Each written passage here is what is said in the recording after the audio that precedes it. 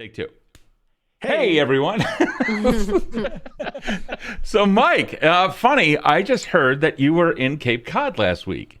From who? I don't know. Funny little bird just told me that. Yeah, I was on vacation last week, so I couldn't bring my computer with me and stream from the hotel Wi-Fi or in general because it was a You were on vacation though, right? Yeah, it was my girlfriend's birthday. Right. So as what? I said before, Hey, happy belated. Killed me and dumped me in the ocean if I brought the stream with me. Well, yeah. I mean, I would kill you if we went out, and I don't know where I'm going with that. I really don't. Okay. All I heard was I would kill you if we went out. Yeah. So Ooh. I think that's Listen, it. I'm I not think here to that's the shame. I mean, if that's response what you're of the reasonable into. population.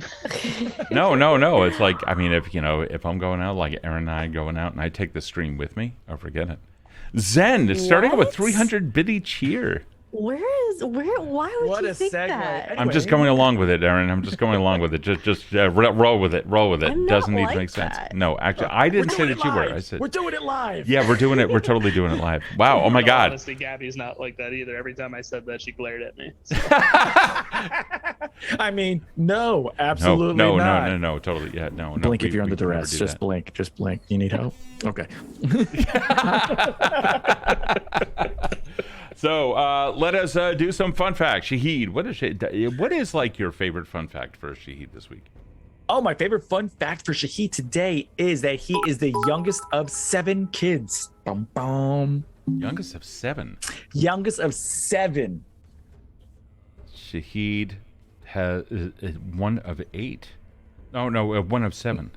Yep, 1 of 7. You know, my parents just kept going until they got it right.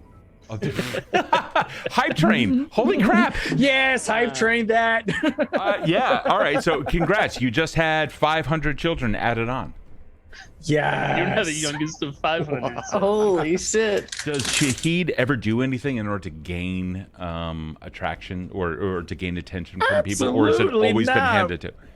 Really? God, he would never have to. It always falls on him. Why would Okay. he have to act out? Yeah, he was a baby, right? Yeah, absolutely. I mean, he just had to go to university and become an archaeologist and do digs and write a book. I mean, besides that, Yeah. That's fair. like just normal attention grabbing. That's totally fair. Okay. And the other siblings, how well does he still know any of his siblings? Older brother's an archaeologist that's published 2 books. Exactly. It's like, oh, wait a minute. Are you Zuma? No, I'm Shahid. Oh, I didn't read that book.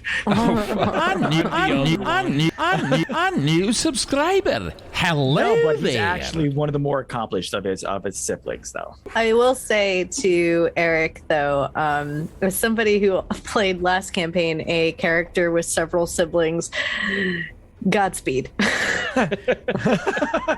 D, I if hope you you weren't. I hope you weren't emotionally invested in them.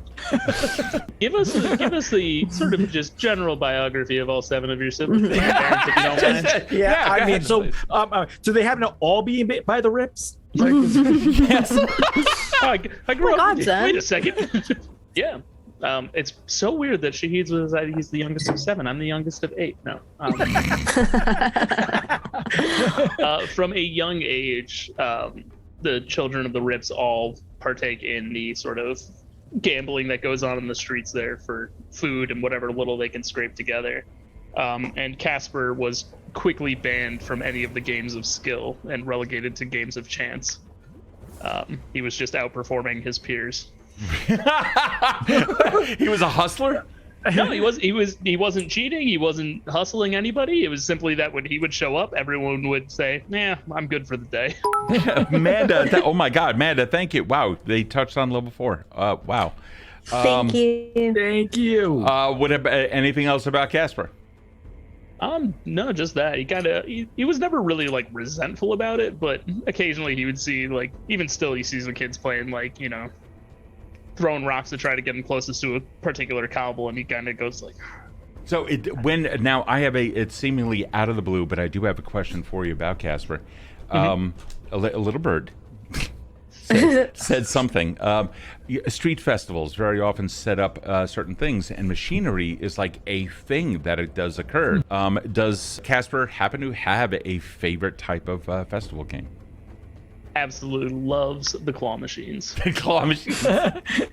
Pulls out whatever little trinkets he can. Usually hands them off to the like any child in sight. Okay. No, he just gives it away. Yeah, he's in it for the challenge, not for the prize. And then the kid totally sells it for profit. Oh yeah, for sure. Yeah, A cool absolutely. die roll table. Okay. You know how Ophelia has a tenant that lives upstairs? Yeah. Well, she's never actually seen him.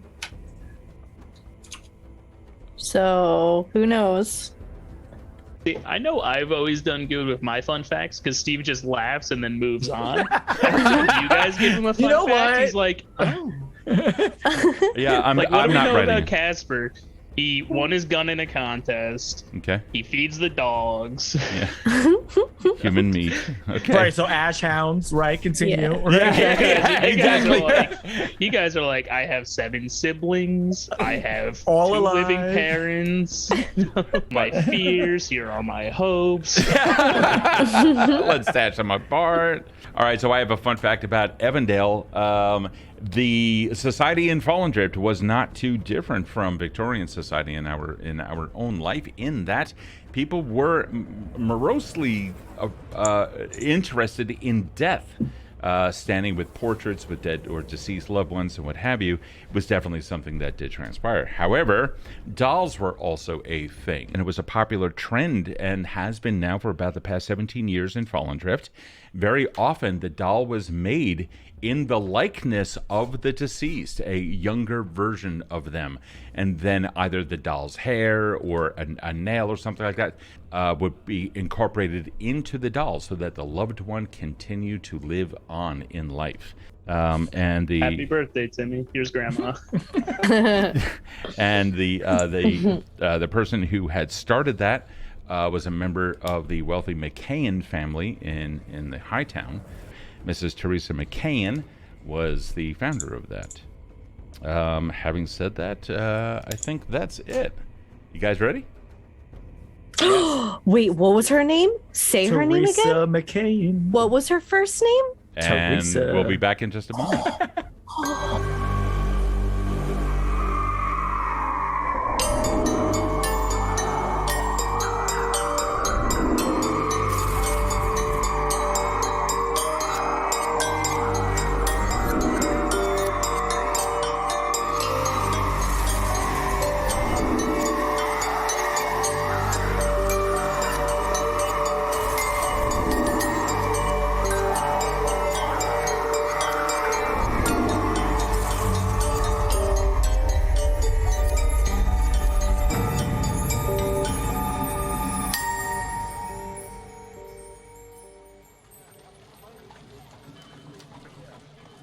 Having woken up after a good long night's rest, you guys feel a little bit refreshed. Malave, who the night before Ophelia's associate in all things chicanery and charlatry. Charlatry? Sure. Sure. Say it with your chest. Yeah, Say it with your chest. charlatry. And fraud and deceit in seances. Malave had confessed that he had witnessed several people all throughout the city during the time that Ophelia and friends have been gone, that he has witnessed people who consistently forget things seemingly at random. Malave, in the description of some of this, after heavy interrogation by the party and sharing of information between everyone, all of a sudden drew a blank of where he had been in the past 24 hours, even to the point of not even truly knowing of how he got to Ophelia's flat in the first place. With that, Malave decided that he was going to rest for a little bit. You guys haven't slept in quite some time, so everyone's going to start tonight off with a long rest, Yes. and then we're going to pick it up from there. I believe we talked about it during the pregame that you guys had wanted to not, because if you go to sleep now, it's about 11 a.m. You're going to sleep for about 8 hours. It's going to be about 7 p.m. or so. Totally up to you. Do you guys want to head out for the night, or do you want to take a nice breather, talk a little bit over dinner, get some facts straight, set up a plan or whatever, and then continue in the morning?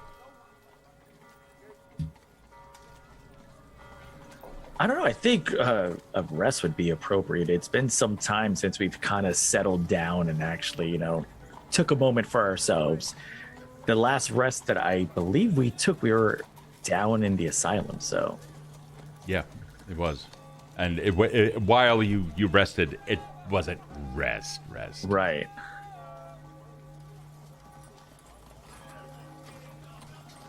Yeah, Ophelia? so Oh, that's right. I just realized something because Erin was away and totally Yeah. missed everything you just said. I'm sorry. Yeah, no. You have a child. Don't worry about it. Eric, can you repeat that for Erin? Yeah, absolutely. So I said, I think that we should take a rest. The last time that we actually did take some form of a rest was down in the asylum. So, to be able to collect ourselves and get our heads about us before we go on the next leg of our journey, whatever that may be, and, kind of take in what's happened. I think it could wait till the morning. Yes, I agree. Wait, I'm sorry. Did Malay, is he still here? Yeah, sorry. Malay, immediately after the amnesia set in, he figured that you know what? If you don't mind, I'm gonna lay down here just for a moment and take a nap. Just take a kip straight over there. Sure. If you'd like, you could use my bed. I'll sleep out here with everyone else. He's actually very comfortable on the settee there in the corner of the room. Yeah, he's fine. He sets up. He cuddles into a ball, throws his jacket over himself, and then and is out. The image of propriety. Yes, I do agree, Shahid. Let's all turn in and maybe rest. Try to get some semblance of it at least. So, you had when Malay then slept, you guys managed to just knock out. You were knocked out for about 8 hours or so. You then wake up about 7 p.m. or so. You probably grab a quick nosh, discuss some of the things that had already transpired. But before the next day, which would be, if I reckon correctly, the 9th of last gather, before the next day sets in, is there anything that you want to do before the sun truly sets? No, I think Ophelia would be so exhausted that she would just fall asleep. Okay, yeah, so you sleep for 8 hours, you're up, you nosh just for a little bit, get some dinner, and then boom, you're out again. When you wake up in the morning, you are surprisingly a little bit tired. You are rested for purposes of the game. You did have another long rest, so you do whatever it is that you need to do on your sheets. But there is still a little bit of mental fatigue, not physical. Physically, you guys absolutely feel fit. In fact, for the next day, you guys can use up to 3 advantages on any physical action due to the amount of rest that you got. Your bodies are totally good for it.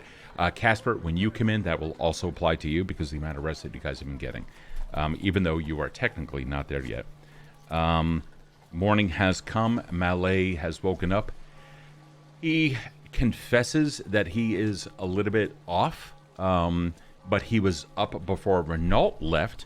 Renault said that he was feeling rather okay, and he rambled on a little bit about needing to investigate some leads, something about a cat.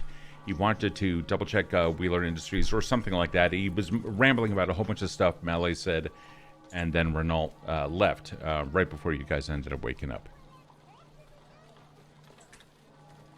Well, I suppose it's just us then. Yeah, I guess we should try to catch up with Casper. He's been gone for quite some time, and I'm sure he would like to be filled in as to what's occurred with Malay. Where did he say he was going to be? The constabulary, I believe, is what he said he was last that I remember. Meanwhile, out there on the street, Casper, you can see that there's some movement with the curtains. Then, all right. I'm gonna head over and, as soon as I see the curtains kind of moving around, just knock on the door. There's a knock on the door, guys. Open the door. Did you just hear us talk? Never mind. No, It's been a long curtains night. moving. Well, where have you been exactly? I mean, I was keeping an eye on the house for a little bit. Actually, Mike, can I ask you a question? What is Casper wearing? Casper is back in his constable's uniform. Thank you. Yeah. Lad, It's, hold on, pause. Yeah. The attire, all the accoutrement. Are you back on the force? Did you have amnesia again? No. Yeah. Can I come in, sit down? Things are, I mean, take it, as you will. Things are a bit weird. Yeah. As always, these days. Of course, I'll let him in. Yeah. I come in and sit down. You see a guy who you may have seen before, tall and thin, top hat is off, waistcoat is on, shirt cuffed. It looks like a proper gentleman, though his clothes could be a little bit better tailored. He props himself up on his elbows and nods at you, straightening out his hair. I look at him, and then I look at Ophelia and Shahid, like, yeah, sure. It's all right. This is my associate, Malave. This is Casper, Jephcots we were speaking about yesterday. I just realized you wouldn't have remembered. Malave stands up and straightens out his pants and promptly, wipes his hands off. Good to meet you, sir. How do you do? Very good, sir. Apologies. Exactly what Ophelia said, and not quite right in the old head. Yeah, don't worry about it. It happens to all of us. With that, he takes a sit down and kind of bundles himself back up and kind of stays propped up and awake. Other than that, he's still very much out of it. So you got your job back? Sorta, yeah. Right. You know how we all remember the asylum having shut down, and now it's not? Right. Yes. Well, I was, when you guys head off east, I went out west to talk to, mainly I was looking to talk to my old mate Mason Tao. He's, good old cop. But on the way, I found another constable. Asked me how I was enjoying my day off. At first, I thought it was just, a bad joke, but he ran off before I could really get more out of him. But everybody I've spoken to since then has confirmed that I've spent the past week on paid leave. I do have a job. I'm still a constable. The past week. Yeah. Been on paid leave. Is this one of those situations where they forgot?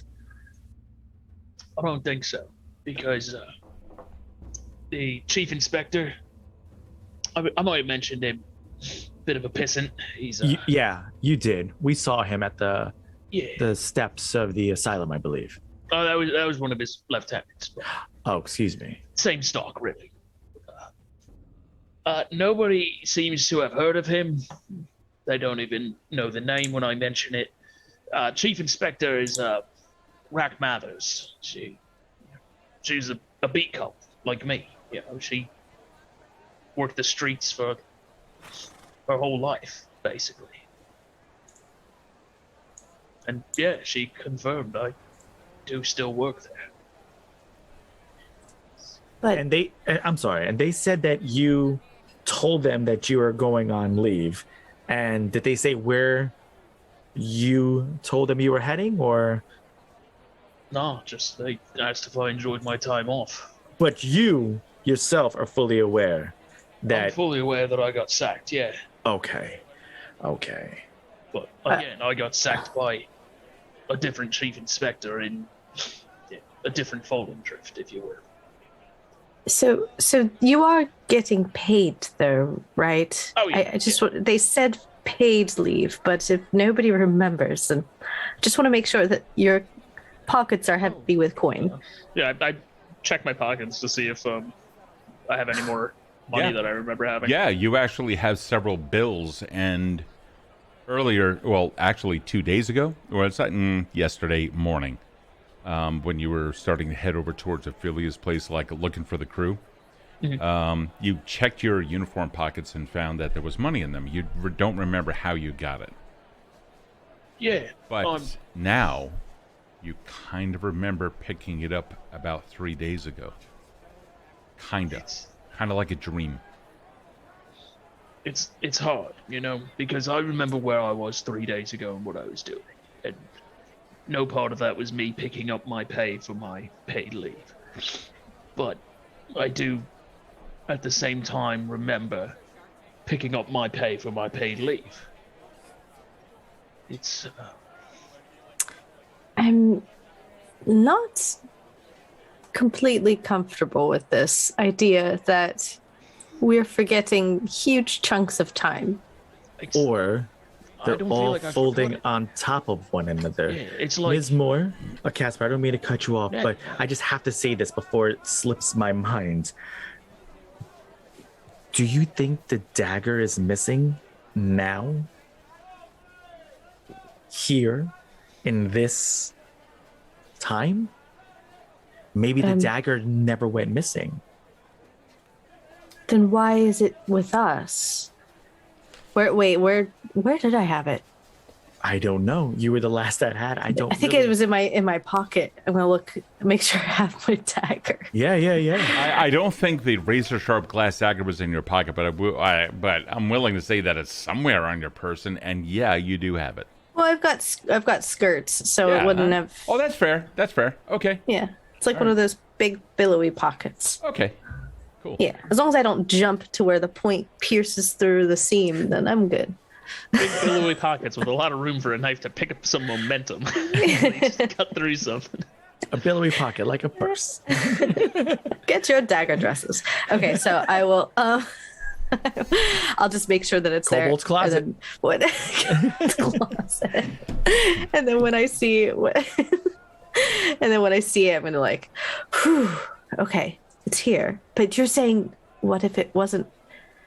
If it's not missing, then Steve, as she takes it out and she's speaking and we're examining it, does it look in any way different, like the way the shard looked of my mirror that it had the Renault was thingy. holding?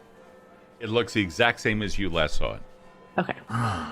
Well, I mean, I don't know if this is good or bad. So there are some consistencies to this reality compared to the prior. You understand what I'm trying to say? I was thinking maybe that never occurred. I mean, the dagger, the asylum. I mean, I suppose we should probably give it back. I mean, absolutely. Constable, do you believe that this dagger is still missing? Do you have any recollection? From the museum, That's of that course. when I was down at the constabulary. I could head back that way and check in. The constabulary I'm- just happens to be. I mean, it's kind of on the way to the museum. On the way to the museum, I'll stop in and ask. It wouldn't be too out of place for me coming off a week of paid leave to ask if there was any updates on cases I was working. Okay. That being said, you all heard the bells just now too, right? Yes. Slipping. All right. It's about 9 a.m. For now. For now, yeah. 9 a.m. the 9th of last gather. What year? No. So, 17. one other thing that seems important to mention. Remember when we were in Ludgrave and we were looking through the planchette and in the mirror, and we saw the signs of the fires and everything. I had mentioned that about 7 years ago we heard the name. Are we not saying names still? What do you mean? Well, we called Randy. Randy back in the asylum. Oh, yes. I know he's not a Randy. He's one of the Newman's. Right. backwards hand guys. But are we not saying their names? I mean, shouldn't we keep everything consistent, including that? Just to be on the safe side? I would. So the big Newman, as it were, his name was connected to a fire about 7 years ago. Right. I remember you saying when you heard it. When I checked in with the record sergeant. I could not find any case about that. In fact, everybody I asked about it can only remember vaguely scraps. Few people remember about the one 150 years ago, but nobody seems to have any clue or any evidence that a fire happened within the decade. Okay. I just thought, seemed like I should mention it. Yeah, that's important. Quite curious. I think if we can find what links together all these, because there are things that are, the same. Your associate is still Mr. Malave. I'm still a constable. I guarantee you we could find Shahid's book in a bookstore, assuming it's not sold out, of course, my friend. Naturally. That was so smooth. Very smooth for a man with +1 charisma. Right. that was your one crit. That was it. Oh, actually, I have I have a +0 in charisma.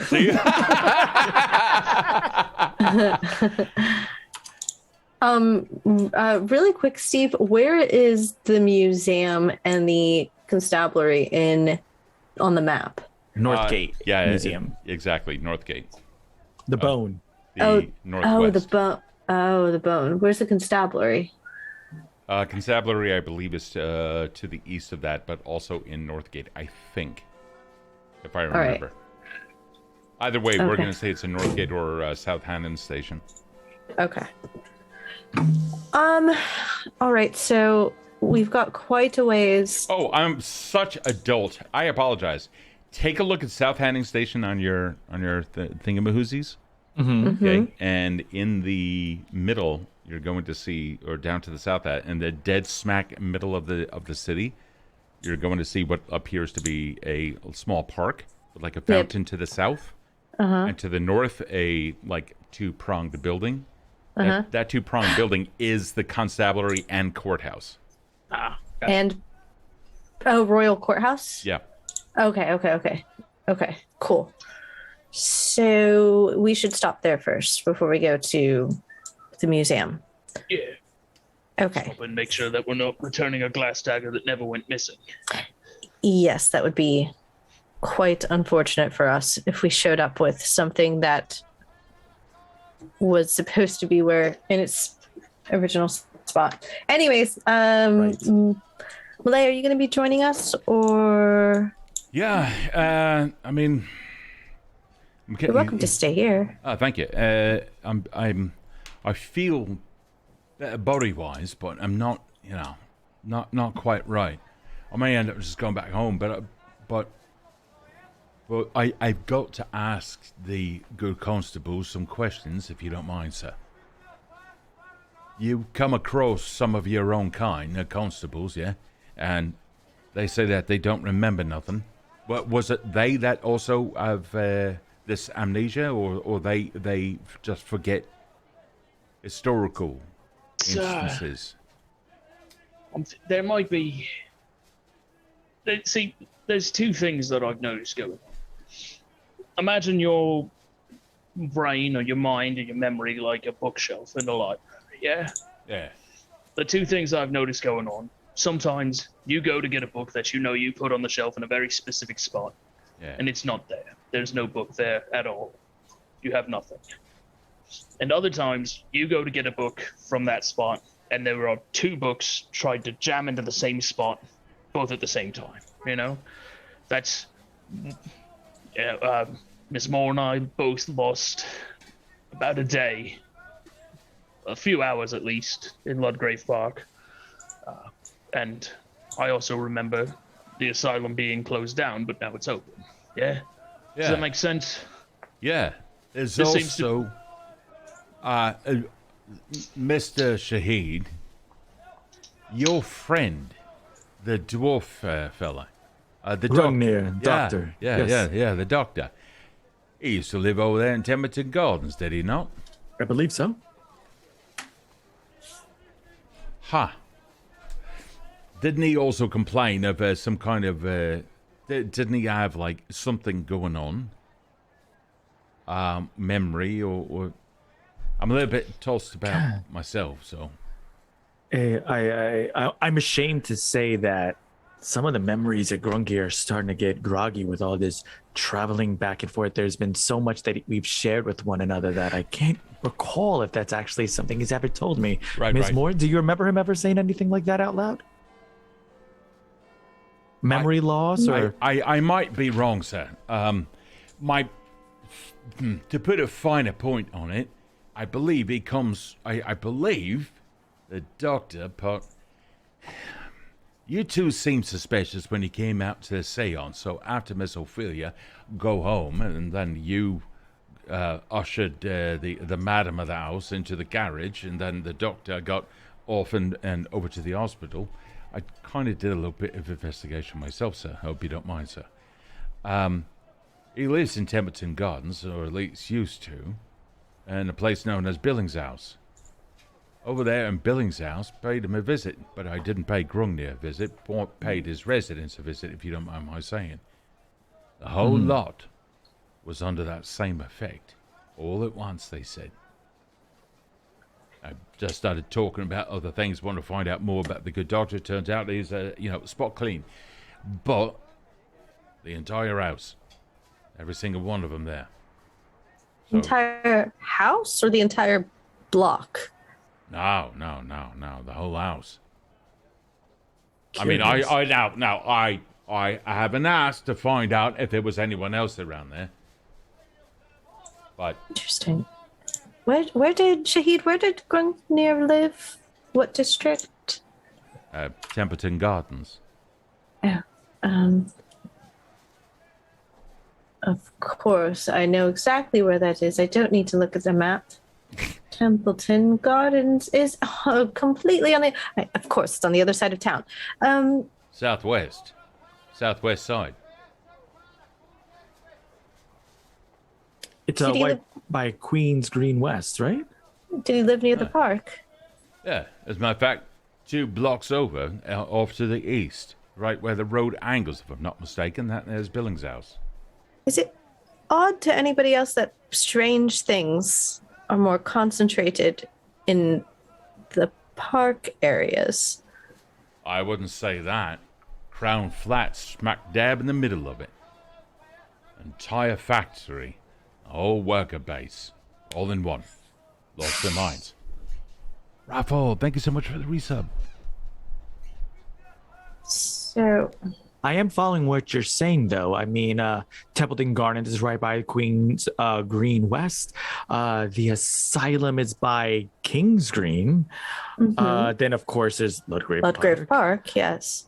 Yeah, but I see where you're thinking, but remember something. I may not remember the past day. I may not remember exactly how I got here. But I can tell you that I have met people over the past several days who have come across this kind of forgetfulness, and they come from everywhere. I'd be surprised if none of you even notice it. Pay mind to the people out there in the street. You might even...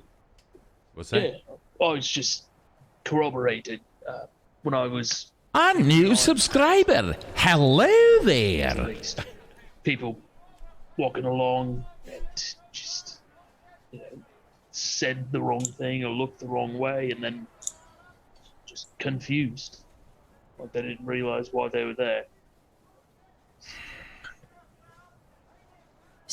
And where was this? Right outside the house. Right outside this house. And Ophelia, we established that you live in Turning Wheel? No, God. Mendington? No, Eastgate. Oh, that's right. You're in Eastgate. Okay. Yep. Mendington. Fuck. I'm a lady, sir. Gotcha. Okay. Totally good. Is the bell actually ringing? Sure. Yes. Yes, it is. It's now 8 p.m., 10 p.m. No, it's... What? No, it's in the I was morning. like, That's right. It's 10 a.m. I was about to say, stop! Too soon! Okay, so we should go to the constabulary. Sure. And then should we go investigate the area near Templeton Gardens. I mean, I don't see why not. It's all on that side of town. I think it depends on what we learn about the glass dagger, yeah? Because if it's still missing here, at least I could take it back up to the museum. That wouldn't be suspicious. A constable returning a stolen item. I mean, absolutely, and my profession isn't one that I necessarily need to be inside my office as often, doing field work and research for the museum. But it wouldn't be weird for me to show up with you with said dagger, having known that it's gone missing and going looking for it myself. Yeah. We speak to all sorts of expert witnesses that the constabulary wouldn't be out of place at all. Absolutely, Constable. I mean, why wouldn't you want my expert opinion on the dagger and where it could potentially be? Exactly. So yeah, I think we should head to the constabulary first and see what we can gather. All righty. I don't know if you guys are. Let's see. Okay, Erin had to go attend something. Is it safe to say that you guys are now on the move to the constabulary? Yeah. We are wheels up and Oscar Mike. All right, cool deal. Yeah, you end up leaving Eastgate, heading west across one of the main avenues until, of course, you come across Dredgen Graves, the rebuilt area of the once burned down block. To the west of that, you continue going down past Ashwater and those buildings which are still have never been rebuilt. You're currently passing by Waiton Station on the left and Scorum Heights on the right. Continuing straight across, going down the main lane. It takes you about 40 minutes or so with all the busyness out there on the streets until finally you pass by Cooper's Barrow on the left, and then you head into the Commons itself. And you can see the old Bailey Court, the park, the fountain, where it used to be the gibbet and many other things that used to transpire there, as well as the courthouse and the main installment of the constabulary. All right. What's that? Oh, should we not be here? Because, well, we were at the asylum when they shot at the abomination at the door. Different fallen drift, remember? Oh, yes. That was when the Okay. asylum was closed down. Not quite sure that happened. If it did, I doubt I would have my job still. Is the fountain running here? The fountain is running, yes. And it is now 11 a.m. So says Big Ben. Phew. Well, I do think it would be a bit strange if I took you two into the constabulary with me. That might raise some questions. Especially if I go in and ask about the glass dagger, and it turns out that it's, sitting fine and happy in a little case in the museum. But what if Ewan Mycroft was with you? Oh, and I'm gonna cast Disguise Self. What? Okay. I'm gonna pull you two behind a couple trees or whatever in the park, and then just be like, whoosh. And I'm now Ewan Mycroft. Okay. Wow. And that's going to last for an hour, right? Yes. Okay. So now, all right. So let me just see here. So you can't change your body type. So you must adopt a form that's the same basic arrangement of limbs. All right, not a problem. I don't think you can appear like someone else. huh? You appear different, but I don't think you can mimic someone else. That's what I'm looking into right now. What is it? Amanda's disguise self? nodding. Disguise self. Amanda is saying yes, you can. Or you can look like? Yes. You make yourself, including your clothing, armor, weapons, and other belongings on your person, look different until the spell. And Right. Yeah. You look different. But the question is, can you impersonate someone else? Well, I did it. I was Dr. Belfry. Oh, that's right. Yeah, you did. All right. Precedent you has can been seem set. 1 foot shorter or taller if you're thin, fat, or in between. Right. That's what I'm saying. It's like a human turning into a halfling you wouldn't be able to do. Therefore, Right. That's why I'm saying you wouldn't be able to mimic someone else exactly. That's not the purpose of it. It is to disguise yourself as something else. But we can say that you kind of get him. But you lost your voice. Yeah. Yeah. Then you're fine. Don't talk, because you... And Okay. that would raise more All questions. right, then. What's your? So you want to look like you and Mycroft? Yeah. Have you ever seen him? Probably. Oh yeah, I saw a portrait of him in his office. Bam. And Awesome. downstairs in the asylum, right? How tall is Yeah, downstairs in the asylum too. he? Do you appear taller or shorter? I'm gonna go with the average fallen drift male. Okay, cool. Shahid, is he a big man? Oh, and you saw him through clairvoyance through my. No. my Oh, he wasn't No, there. he wasn't I there. saw, I saw the big Oh. portrait of him in clairvoyance. What's your spell save DC? 36. Hold on, I'll tell you in a second. Who was the individual that was speaking about the shipping? Somebody else in the office. Got you. Okay, cool. That's where my mind was. I was like, what? It was like a woman who was. yeah, okay. What's my spell save Oh, DC? great. Spell save 13 13. Okay. is it's a investigation Yep. check. Yeah. Okay, cool. Thank you. Okay, never mind. All right, I was just making. It says to discern that you were disguised. I thought it maybe said like they have to have like, they can't just like do a check, but it doesn't say anything about that. Yep. No. They need to have reason. Yeah. Okay. So this way, if it is stolen or if it is, if it's there, then we just carried it. I carried it with you to ask questions about it. Right, but if it wasn't stolen, why would I have questions? You know what I mean? Well, I mean, If we'll I- figure like, it if out I- when we get there, but now at least. Do you guys have a particular docket or something like that you would look at to see what the recent goings on are, or like how to Well, I mean, disperse assignments?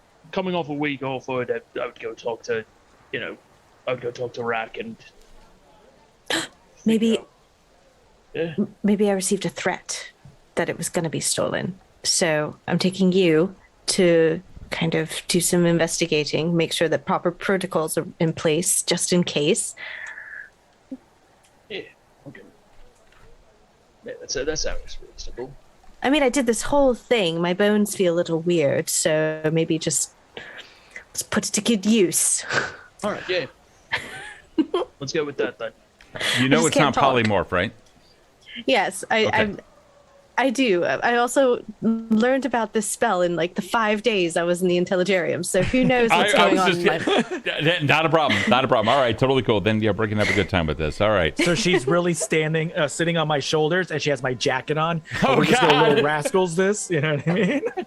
Just as I If we said, were your kids, we'd punish ourselves. So a Cas- very Casper wobbly. is so oh. critical of this plan because his passive investigation, as listed on his my character sheet, is a 19.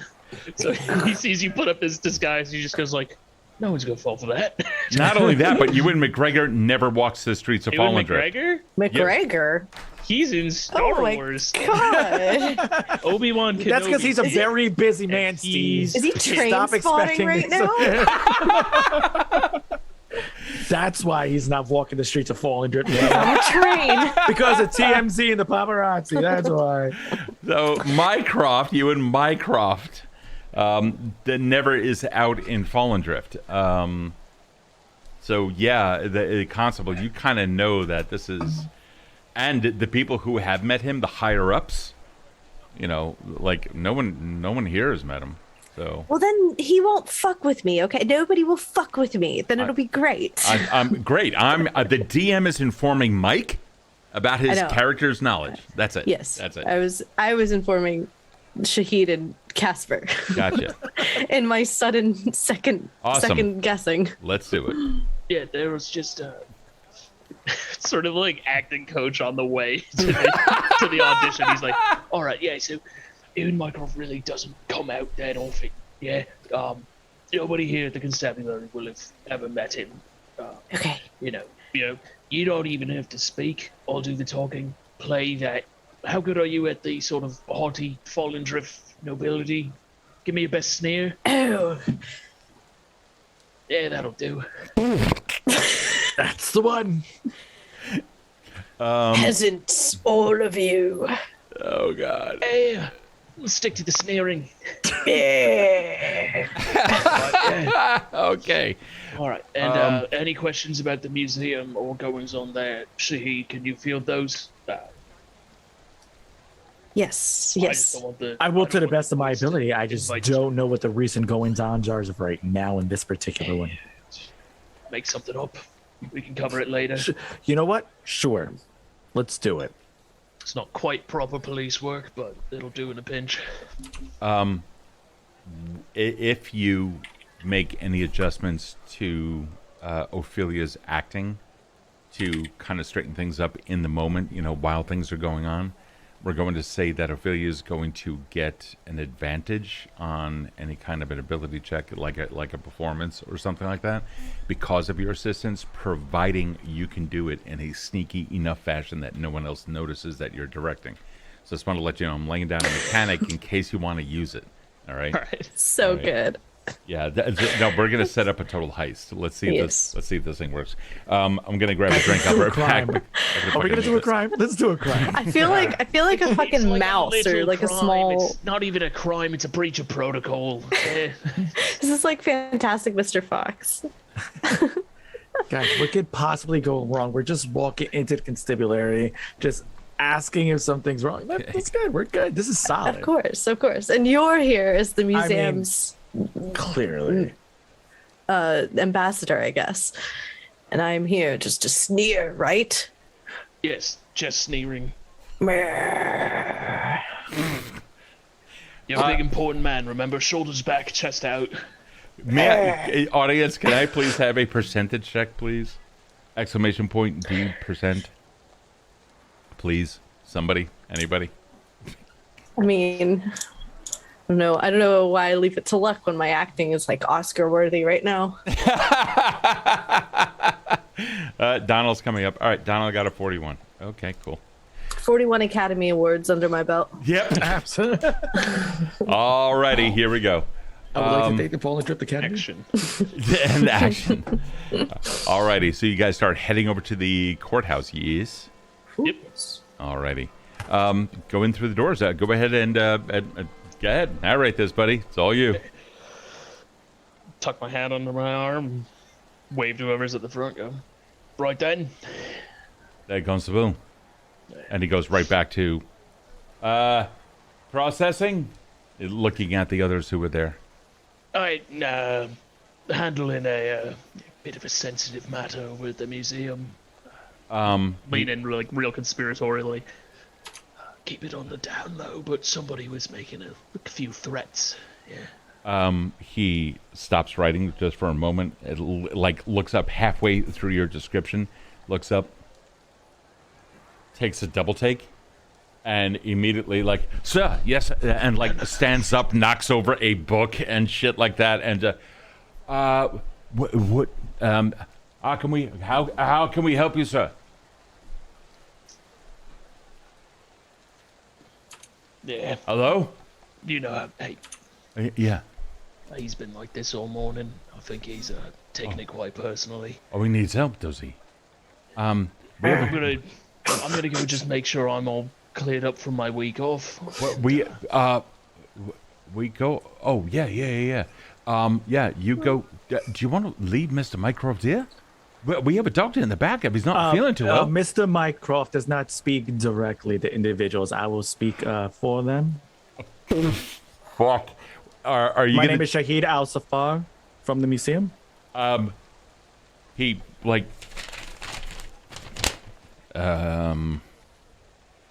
Fuck me. Archaeologist, Yes, sir. Yes, sir. author, Yes, sir. Santa Time. Are you go for more the diplomatic route, or you're going more for the intimidation route? Oh, diplomatic right now. Diplomatic, yeah. Give me a deception. Would it be deception? I guess it would be deception. Sure. I fucking know. I'm only a DM. I don't know these things. What are skill checks? Skill. And we're gonna roll one of the urchins because I don't want to do a 9 right now. Oh no! What did you initially roll? So, like I said, it was a 9. So what I'm gonna do is I just rolled a 13. I'm gonna add a +2 to make it a 15. Oh fuck. Okay, cool. Shahid adding a +2 for a total of 13. For 15. 15, sorry. Yep. Yeah. Of course, this won't be any problem. Constable, go ahead and go about your business. Mr. Mycroft and Mr. al-Zafar, if you don't mind, please have a seat. We'll attend to... Oh, no. Pardon me, sir. Constable, take the desk. He tells you to come on over here to the desk and take the desk. Yeah. I step behind it. Okay, he takes his keys, which are chained to his body, they're hang off a side, and then he takes the keys, goes over to a side office and unlocks the lock, opens it up, and then turns up the gas lamps inside. It's kind of dark, even though it's daytime, and then comes back out. Give me a perception check. Perception. That would be a 28, Steve. Fuck. A natural 20 plus 8. Yes, Jesus. let's go. Like I said, I make characters that are good at things, and I really only like doing those things. Casper's great at seeing things and finding things. You could tell where that gas came from, and it wasn't the lamps. Okay, that is really, really cool. I'm gonna give you something that may help you. Okay, so you take a look at the docket of the day really quick while he's already gone. And you can see that there are complaints written down neatly, beautiful penmanship. So you have no problem reading it. And you can see several complaints came in of people who stole their memories, or rather that their memories have been stolen. You see that, and they were dismissed, because how foolish is that? You've had a couple people say, one person actually, you see one complaint that they lost their marbles. You see another complaint that the asylum refused business with them, and that they were looking for a place to stay for the evening. And this is really something. You see this drawn on the corner of just about every page as doodles, buried into something. I gotta open up paint because I don't have a pen near me. So you see a triangle with a single dot in the middle of it, and then a smaller circle surrounding that dot. Almost looks like a small bullseye right in the middle of an equilateral triangle. Isosceles triangle? Equilateral? Equilateral. Equilateral. That's my masterpiece. My mouse disappeared. Thank you, Paint. Very cool program that you've created, Microsoft. And you see that as a complaint that someone stole someone else's mouse. The guy is now coming back. He comes back to the desk. Right. Gentlemen, if you don't mind, you can take up a seat here inside of the private office, if you don't mind.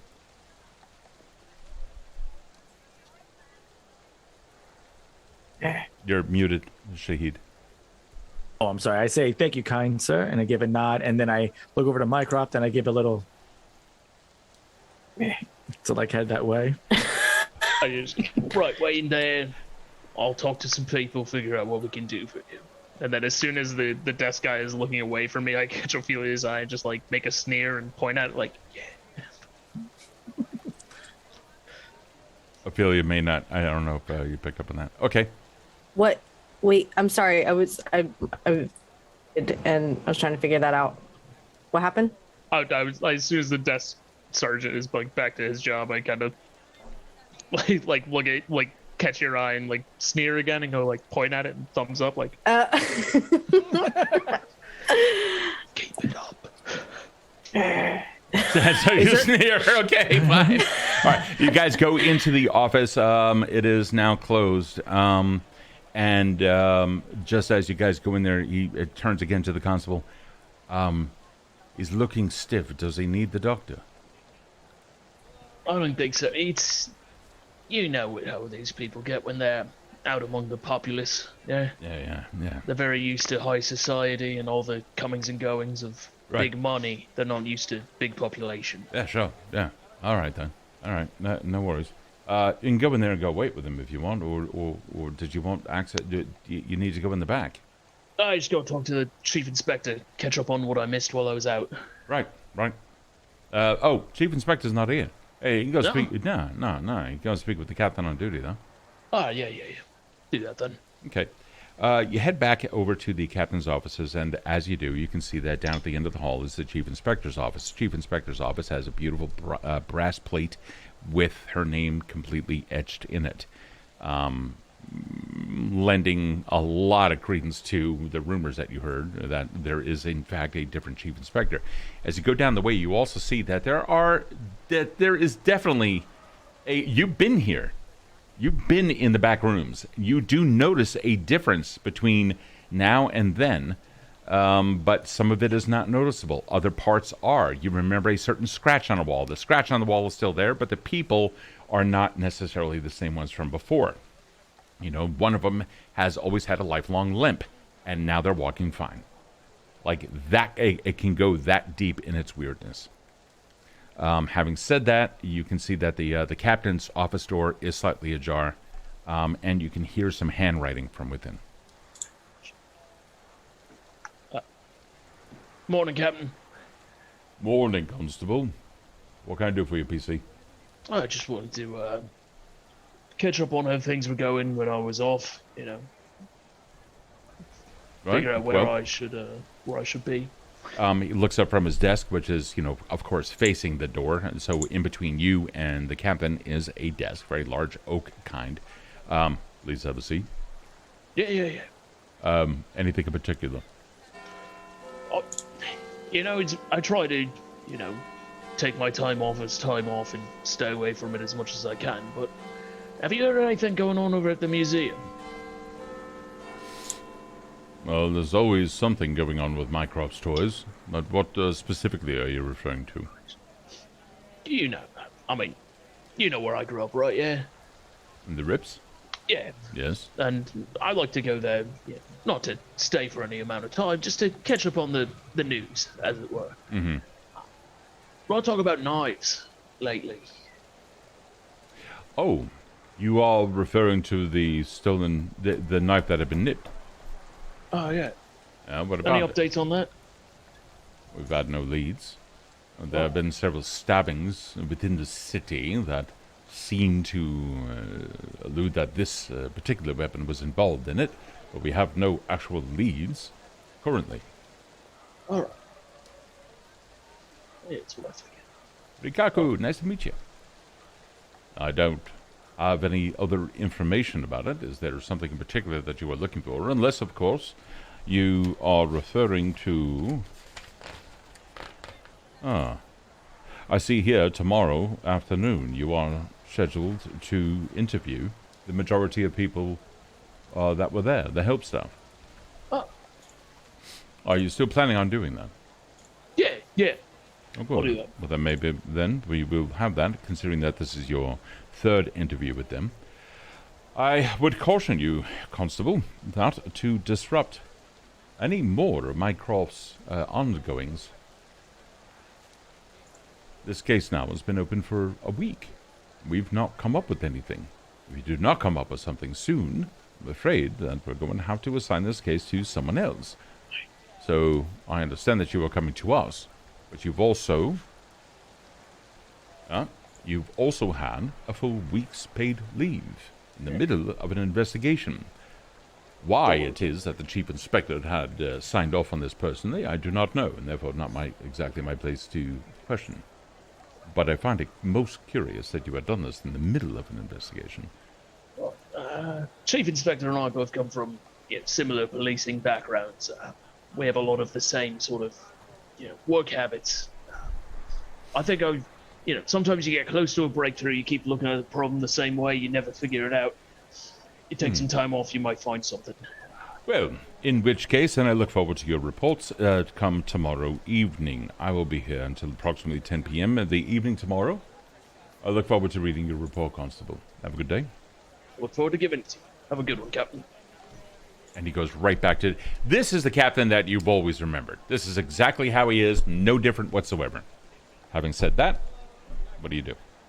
I stand up, kind of give him a nod, and He's not even back looking out. up. He's writing some report somewhere. The nod is less for him to acknowledge that I'm leaving and more for Casper going like, if I don't nod to the captain on the way out, I'm a shitty cop. Okay, cool. Give me a perception check, please.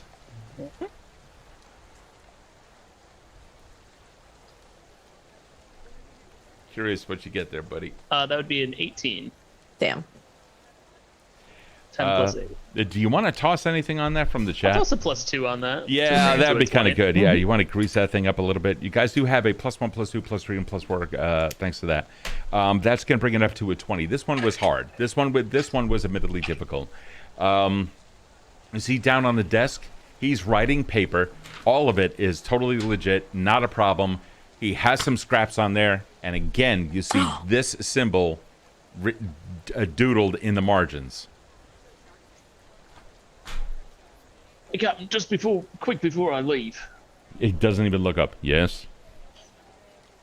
I think I seen that symbol you're drawing there on a couple walls around town, painted on. As he's writing, and you can see this kind of a thing happen. As he's writing, he moves the page over the symbol. What symbol are you referring to, Constable? And he looks you directly in the eye. I gotta lean over. Must have been a trick of the light. Shadows fall in weird ways. Good day, Constable. Yeah, you too. I do not nod to him.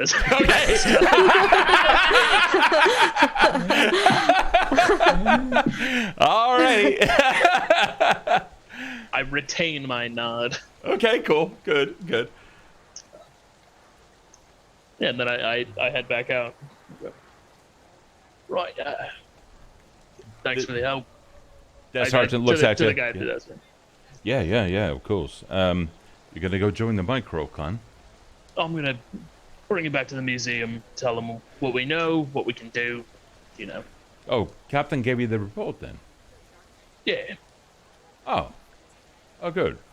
Then filled me in on what's going on. yeah, I find it surprising. That nonetheless, glad that you're back on the No, case. listen. No, nonetheless, here. You know, there are no useless inputs on an investigation. Oh, no worries. Speak your mind. Oh What no. do you find I'm interesting? just saying that it's good that he got the knife back, and that it stands up that we did a good job. That's not what the captain told me. He looks around confused for a second, and then looks at you, kind of like his head tilted. Looks over at the Mycroft office, and am I working today? You've been working. I hope you're getting paid. Hey, Jephcots, when do you arrive? All right. I mean, good thing you're sitting down. This is going to be a bit rough. He sits down. he kind of like it was rising up out of his chair, and then he kind of like sits back down. I lean on the desk. And I go, I want you to look at the docket of recent complaints. See if you see anything related to, memories. He flips through several pieces of paper, and you see one that is almost completely black with ink. There is designs of all kinds all over the place, including faces large, jaws extended out, black with teeth. You see scribbles and like halos in black extended from them, and this symbol is everywhere on it. And then he's like looking at this, not even understanding what it's almost like his grip on it is loosened. He understands that he's holding it and looking at it, but it's almost like he doesn't want to touch it. You draw those, mate.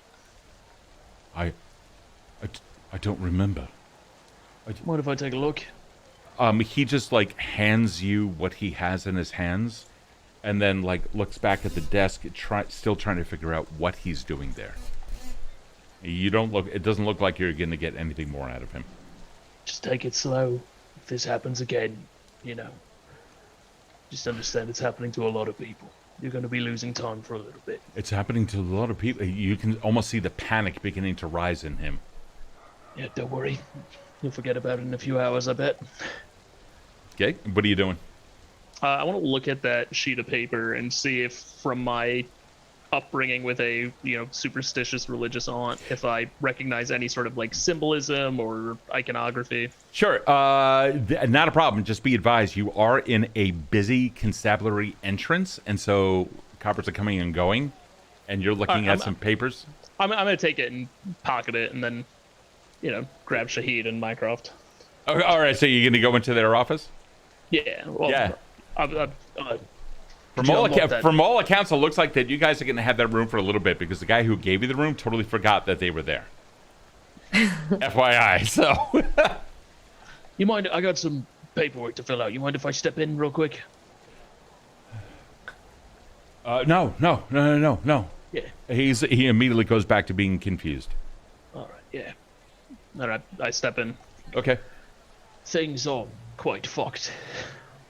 Well, more so than we had previously, you thought? I think things are accelerating, deteriorating. I don't know. Before, it seemed like it was happening to us occasionally. I saw it happen to a few people outside Miss Moore's house. But now I just had the captain tell me that the case is still open, the dagger's still missing, and I'm interviewing the help staff from the museum tomorrow. And the man at the desk told me that we found the dagger and Mycroft has it back. And then immediately after telling me that, he blanked out. Didn't know why he was here, didn't know when I came in. So who's telling the truth? I think the captain may have forgotten that the dagger was returned. Okay, so that puts us at a timeline where potentially there are 2 daggers? I think we should go by the museum and see if there's another dagger there. Precisely as I feared. Yeah, we Before- definitely have to go and check to see if there's 2 daggers. I mean, clearly we're not going to present this one, but we could go as patrons. I mean, obviously I work there, so I can take you on a tour of the grounds, so you may see all the exhibits. And naturally, we could just walk and see if it's missing. If it's, in fact, still missing, I could try to speak to some of the caretakers there to see how long it's been missing within this particular time period, and we can go from there.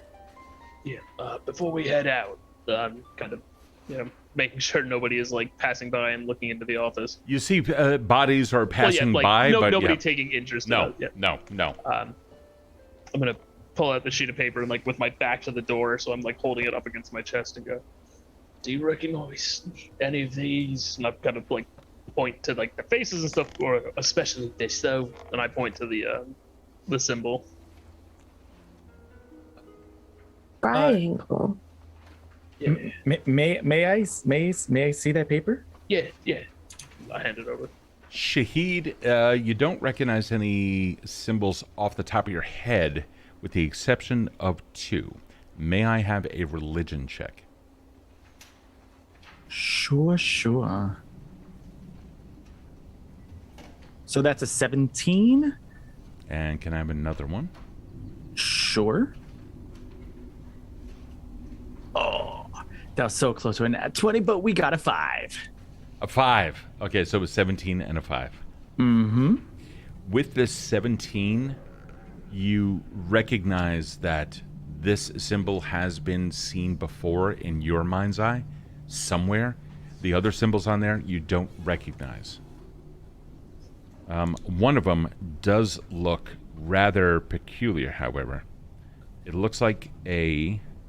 Let me see if I can draw this out for you really quick. Most of it is scribbled in a maddening fashion, and it seems that the proportions of some of the art are really off. But I'll give you an example of some of the things that you see. And let's see if... And it doesn't look like it's in another language, right? It just looks as if it's like really fast writing, like just gibberish. Yeah. Because Oh, yeah. they're trying to write at the speed that they're thinking. like multiple lines of things that look like that. Oh, yeah. You can put, I know, yeah. Do I recognize any of these symbols or anything?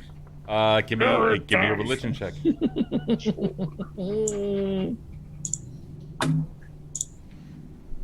20 total though.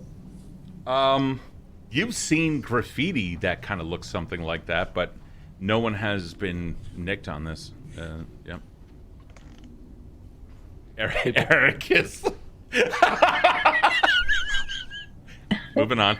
How is Shahid reacting to this? Shahid is like, these look familiar to me, but it's like iconography. It's not really like a language that I could attempt to decipher. It seems People throw them up all over town. right. I know I've seen the symbol before. Like drawn all over town, like just a bunch of ruffians, or is this some kind of fraternity or secret society? Or Shahid takes a shot in the dark, and he takes his grimoire out of his pocket, and he opens Sure. up to the pages where all the wards were. Yeah. And he's just trying to match the symbol. Does it look as if it's the same kind of symbolism or something like totally different? The wards for the warding of the demons. None of that appears on here. Okay, yeah. So I was just looking at that, and in particular that star symbol. Sure. You know what? I would go so far as to say that much of what is written here is absolutely scribbles and stuff. But of the glyphs, the demonic or the warding, the warding ring, those glyphs might as well be an entirely different, practiced alphabet compared to the scribblings on this. Yeah. So like Shahid sees the writing, and I'm coming to the conclusion that it's probably somebody trying to write at the speed of thought, Right. And it's just totally going all over the place. But I was concentrating more on the iconography of that of the star. Gotcha. So so you just see me looking at the book, and then just kind of puts it back in his jacket, and he's like, "No, you," and he hands the paper to Ophelia. I will just kind of try to recognize any sort of graffiti upon hearing graffiti from Casper, any sort of like in town, through the rips, through wherever on mostly the east side of town. None of it really. I mean, the rips not so much. That definitely has its own shit going on, but you don't really see too much of it over there. You've seen some of this in Midtown. Can I give me a straight up intelligence check if you don't mind? Sure. No, not today. Yeah, Got a 7. It's kind of hard. It's been a rough couple of days. You got a lot of sleep, but the mind is still not there. I mean, you still have some memory loss, and you have a span of time. It's a little bit garbled, so yeah, it's a little bit difficult for you. Yeah, I'll pass it back. You know, gentlemen, as the fairer sex, it's a little. I don't dilly dally in the streets. I sort of go from head down, point A to point B. I don't recognize this at all. Shahid, there is one symbol that you do remember seeing, however. Mm-hmm. You can't place it. It's the one next to the triangle. And you said I cannot place it? You can't place it, but you know that you've seen it. You're just not sure where. It seems to have been more within a dream than anything. This one here, with the curled ends. I know I've seen this somewhere. I'm just can't really place where. You hear some voices out in the lobby, particularly that of the captain talking to the desk sergeant. Casper, you definitely recognize that it is them. Yeah, I'm gonna kind of hold up like If you don't mind, Maybe it's time to play where some exactly interference. has Jephcots gone? I don't remember, sir. I'm sorry, sir. I think he left I believe he left the premises, sir. Very well. Should he come back, please inform me post haste.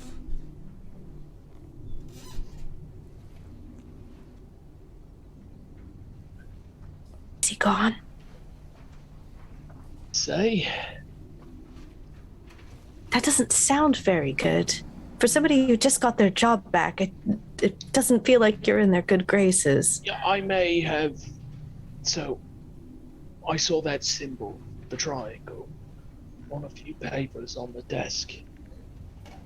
Then, when I went in to talk to the captain, he had it drawn on a few scraps of paper as well.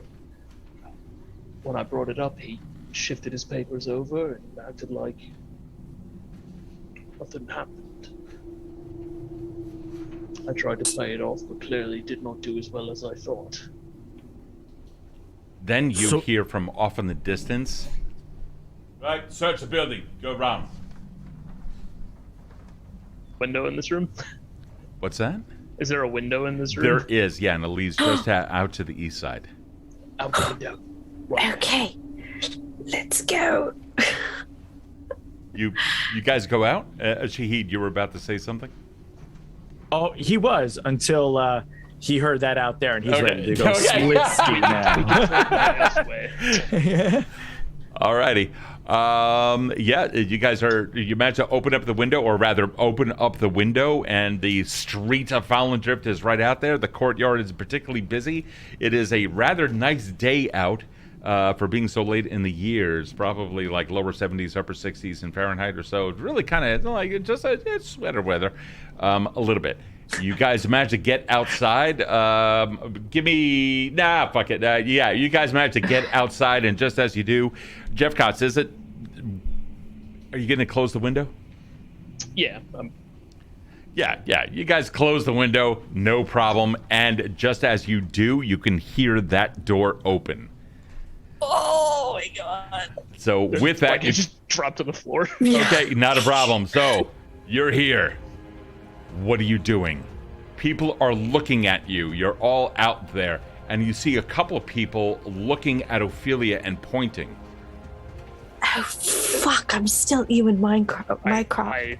I just gotta go. Sorry about this. I grab Ophelia by the arm and come along, and move around, like just out of the area. Sure. Yeah. Now you can go north, east, west, or south. You're on the side of a building. So right now, directly opposite the way, there's a hardware store where they sell lamps and other things like that. If you go directly north, that's a main avenue that goes in between South Hanning Station and Fallen Prison within the Old Bailey district. If you go down south, you're back in Morstan Hill, which you can see. You see the rise with the foreboding asylum, now apparently in fucking business. The sanitarium there up on the hill as a crown. Off to the west is Hightown. What do you want to do? Knowing that I'm in the company of Ewan Mycroft, I'm going to head west toward Hightown. Okay, all right. So do you want to go north in front of the prison by the entrance, or south? Are we on a main road right now, or are we in an alley? You're in the plaza. You're in the plaza where the prison is. Excuse me, where the courthouse / constabulary is. Mm-hmm. If you go south end, you're going to head. There's going to be a very large plaza, tons of people crossing here and there, and of course the fountain and other stuff like that. But that would be the quickest way. Go south. Yeah, the most. Mm-hmm. Go ahead, bud. I'm gonna head that way, and as we go, I am hesitantly at first, kind of like holding like the first button of my like big constable's overcoat, going. And I take it off, and I find the rattiest looking person. I go, here's this. I hand him a bill. Put this on and run that way. And I point north. Hey, it looks like, right you are! And off he goes. Okay, so would that mean that we're on this like lesser main avenue, that diagonal northwest? You are directly in the southwestern corner of this triangular shaped plaza. Yeah. You have the Commons, which is a public green area. You guys are now crossing the northern tip of that. Okay. Just at the southern tip of South Hanning Station, and there you can see what's one of the very first upper class buildings, which would be Hightown there. Okay, cool. Okay, so if we continue up that road, we'll get to Tilda's Flowers. Cool. Yes. Yeah, exactly. Yeah. Sweet. Okay, so I don't know how long this will last, this disguise, but we have to like keep moving. As we're walking, Shahid tries to speak through like the closed lips, and he's like, "Do you want to drop it soon, or are you gonna keep going as Minecraft?" I can't drop it in the middle of the plaza. We have to get to a side street. Is there a side street or an alley somewhere that like we could quickly dip into? Oh, 100%. There's always an alley or something. So I look at an alley, and if Mycroft would allow me, I would grab you by the arm and almost like twirl you boom, into the alley. And when I do, I'm gonna cast darkness on you. Oh shit! As I'm holding you, and I can see you, and I just say, "Shift now." And then I just go.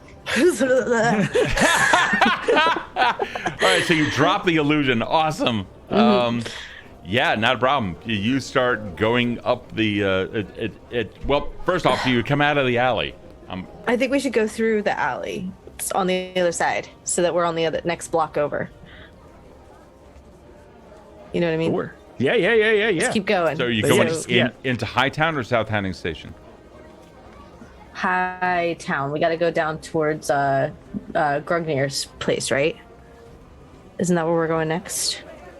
Yeah, I think that would be a reasonable destination. Yeah, so let's go away from Hanning Station towards Hightown, so through the alley towards Hightown. Yep, that's actually, so the first thing there, the main thoroughfare is a little bit of a street. You find a couple of alleys. You manage to get down. It's a little bit tense, but you are going through a rather populous area. There is a sense of decorum here. First off, the streets are clean. There's plenty of muck, but you can also see that there are street cleaners walking around with wagons and shovels in order to pick up the manure. There are constant street sweepers, and you also see somebody else with a very large barrel going around the streets and then collecting drainage, which has been dropping off into barrels and other things like that alongside any of the residences and what have you. You see small street vendors here and there, charcuterie carts. You see a cheesemonger and other things. So it's kind of residence, also mixed with some commercial. Definitely some high-end stuff here in Hightown. You do see some elements which would seem to be lower class, but seem to be allowed here. And ready, set, crit. Hey, thank you so much for the Hail Hydrate. Hold on, let's take care of ourselves. Thank you for that. Needed that. Sometimes I totally forget to do that. You do see some elements that might be considered lower class within the Hightown area. You see one or two beggars who are actually dressed a lot better than most, and yet they are very clearly of the homeless variety. They seem to be very well taken care of here and definitely fed. In fact, you can see one of them is sitting alongside a building, and alongside him, a very immaculately dressed woman who was asking him questions about his station in life and asking various things. And just as you leave that area trying to head south into Grugnir, she even gives him a rather hefty amount of coin. And he seems nonplussed by that exchange. Like, you see the flash of gold. It's what I get paid in a year. Yeah. Yeah. The homeless get paid more here than the constabulary. But you have to be licensed to beg in Hightown. Oh. And this is the truth of Hightown. This is how some people who live in Hightown, this is, in fact, their occupation. And then they go home to their flat. And it is. And I went to university? Yeah.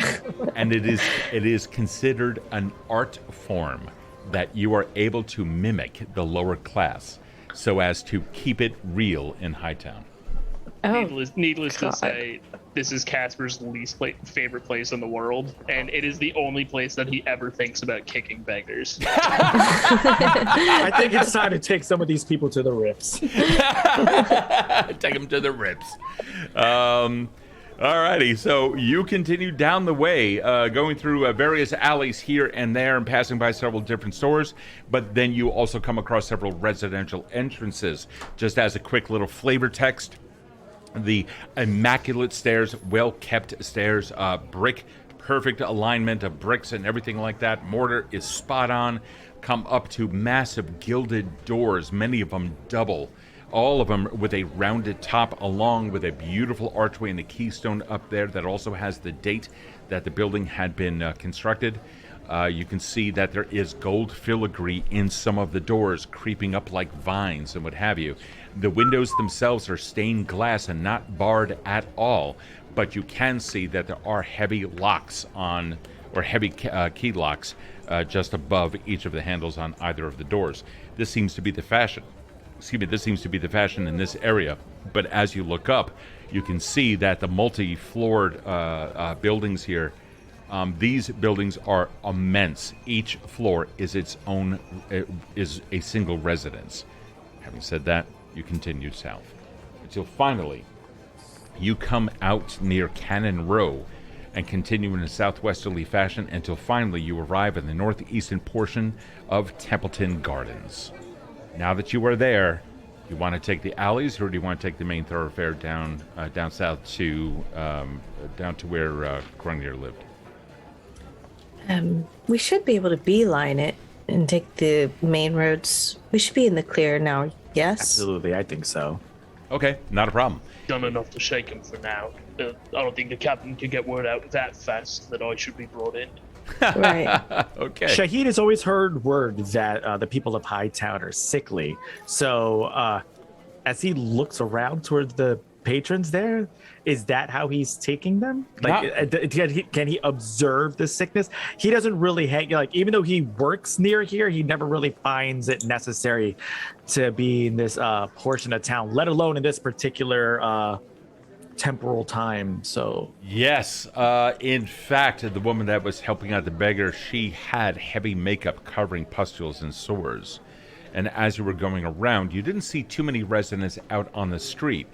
The same rumor that you've heard about them being plagued often goes alongside with, and they never leave their homes.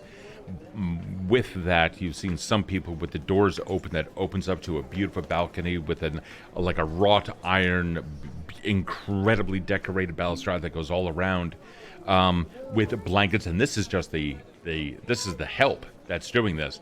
And they are covered straight up the neck, all alongside the face. You've even seen one who was taking in the sun, basking in it, and every now and then had a kerchief to dab at the seeping wounds on their face.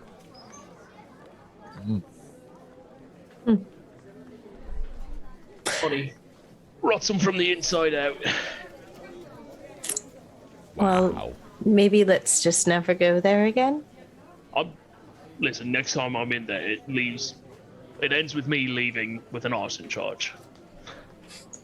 you know, all the years that I've known Grungnir, I've never once seen him with any such sores or any kind of makeup on. And Maybe I just never noticed it. And as you say that, Shahid, you cross the main avenue and into the district known as Templeton Gardens. This is more of an upscale middle class, the merchant class, and there is a definite difference, not only in architecture, but also in attitude. You can see a horse going by. It is actually fairly quiet. The lone rider looking down at you, nodding, and as they pass. And you see not a single sore. Turning left, they were heading west in between Hightown and Templeton Gardens, turning left to go down a street there, thus staying within Templeton Gardens. The entire area is actually quiet. Birds are chirping here and there. Off in the distance, you can hear a church bell going off, as you often will. But it's actually fairly quiet. As you go through, you see other people. You see one person with a book sitting out on the stoop in a rather nonchalant fashion. Seems to be help taking a break or something like that. Actually able to read. You do not see any pustules on them. It appears that that condition really is contained within Hightown and the Hive. And probably... Casper just goes, it's the money. And I was going to say not contagious, but if it's the money that gives it to you, well, then there you go. Did I note the beggars having those sores? The beggars in Hightown. Yeah. Give me. Let's go with a retroactive perception. I got what you want. All right, perception. Let's see what you got, man. You know what? I got an 18, but I really want to know, so I'm going to add a +3 there for 21. You don't have to. Okay. From the side, the beggar. Ooh, Zen! because you have bits and you're enjoying the stream. Zed, you're awesome. Thank you for the 200 biddies. Thank you. As you saw the right face, nothing. That was the side that the woman was sitting on. And then as you passed and you looked back over your shoulder, you could see here on the left side. Yes, they did. So when Casper says it, I kind of nod and I never really believed the rumors until I saw them myself. I think you're right. The greed is contagious. It's way worse when you go into the hive. Can't say I've been there. I don't like going there. You continue down Templeton Gardens. There is an eerie silence that continues pervading the area. Everyone here seems to be quiet. You see people more and more looking at pieces of paper or like studying something, and as they turn the page, you kind of see that it's handwritten notes. You kind of get the feeling like some of them are lost, like looking around, looking like, and then back. A horse following alongside, somebody else nodding at you before turning down a hall, an alley. I grab one, or not grab, but like go up to one of these people that is like looking at their notes and go, "Like, quick question, what day is it?" There's a pause before they give you an answer, and then confidently, the 10th of last gather, I believe. And that checks out with what I think. It was the 8th of last gather when they left the asylum. And then they kind of came, or when entered the asylum, it was the 9th when they came out, I think. And then it was like 11 a.m. when they arrived at Ophelia's. They then slept, had dinner, and then slept again. So that would be the 10th. And if it's not, then it's the fucking 10th. It's the 10th. I know, me and Eric were like, it's the 9th. It's the 9th. It's like, we lost a day. Don't worry about us. All right, so then it's the 9th. No. Let's go with the majority. It's the 9th. And that tracks into like, it's the 10th of last... The 9th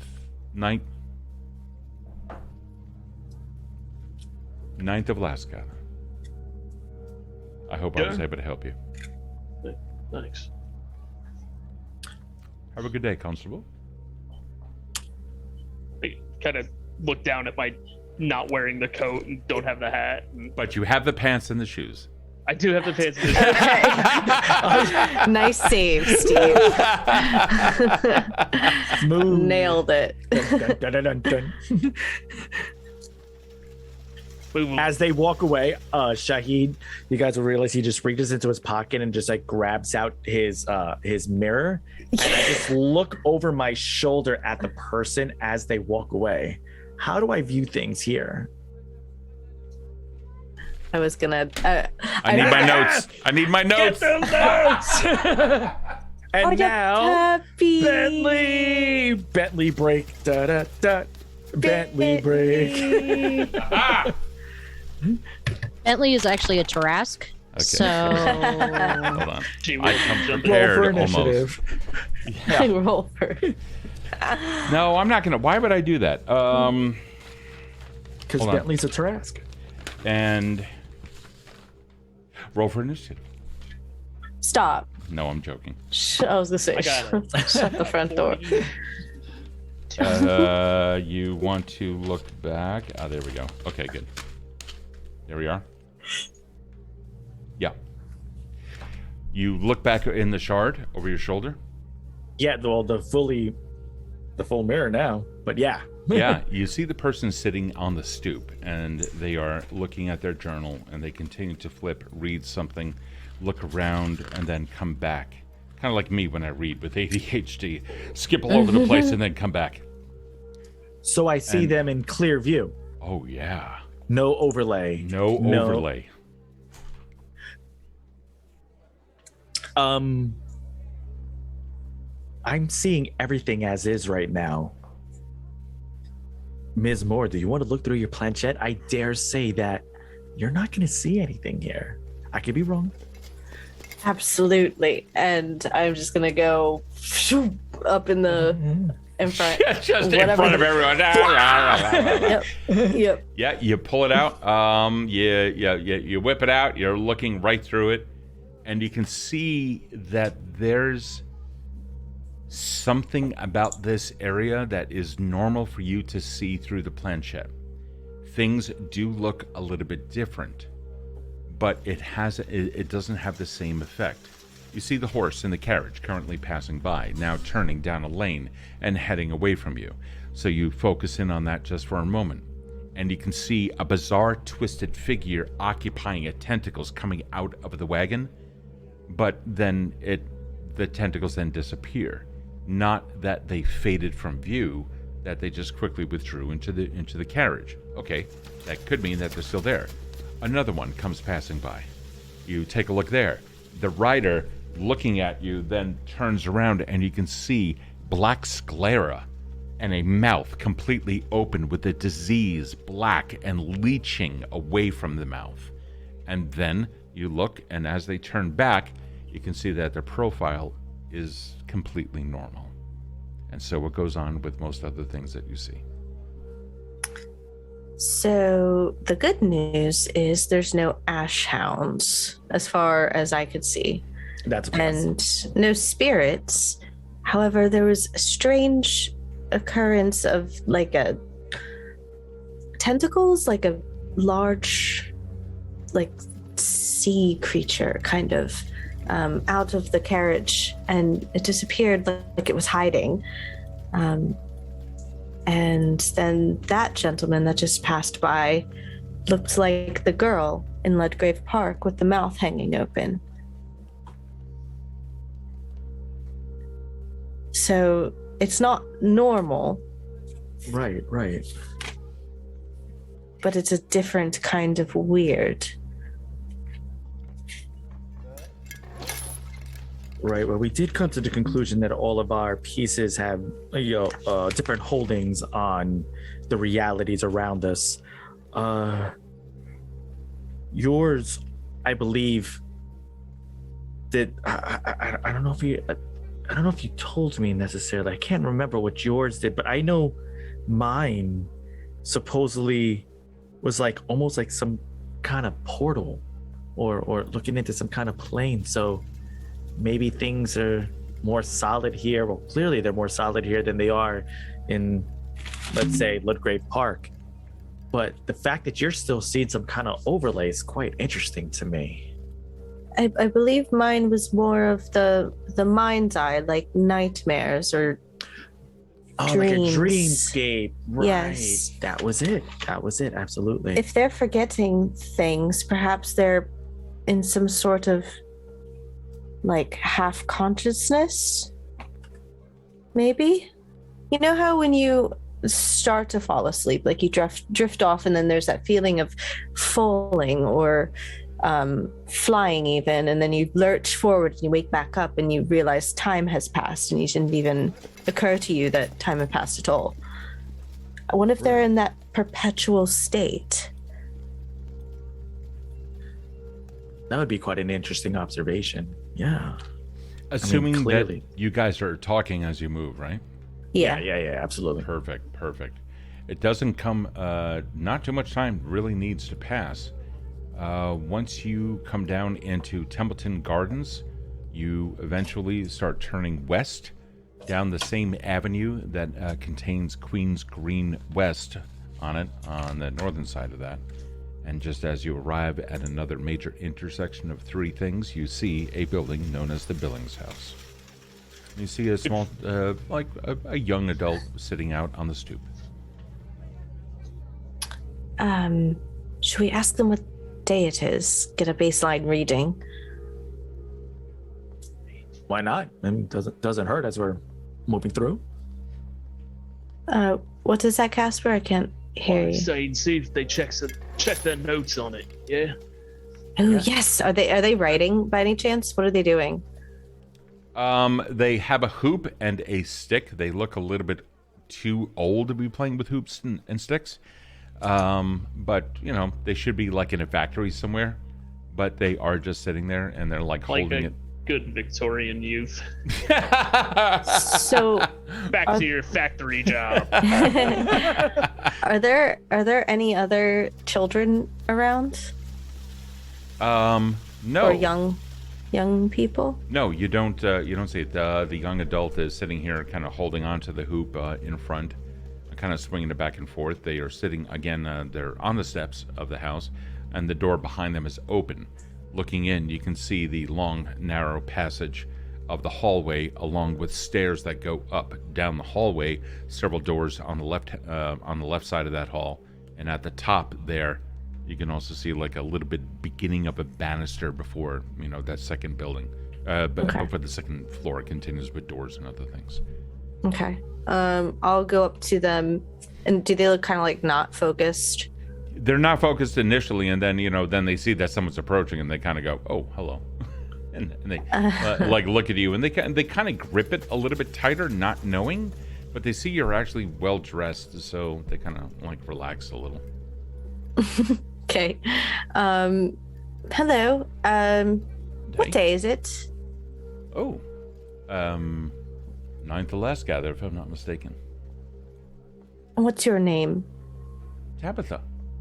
Tabitha. That's a lovely name. I'm Ophelia. Oh, my pleasure. Can I help you with something? Yes, we're inquiring about a friend. I'm going to look back at Shahid and Casper. Inquiring about a friend? Inquiring about a friend. Okay. Does Grungnir live here, the good doctor? Oh, yes. Yeah, he used to take care of all of us here. I haven't seen him in several days, though. Well, he used to lodge here, correct? Oh, yeah, he lives up on the 3rd floor. My friend Shahid here, he's good friends and colleagues, in a way.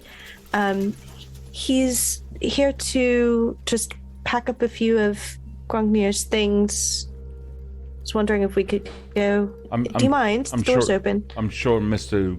Grungnir would have already supplied your friend with the key.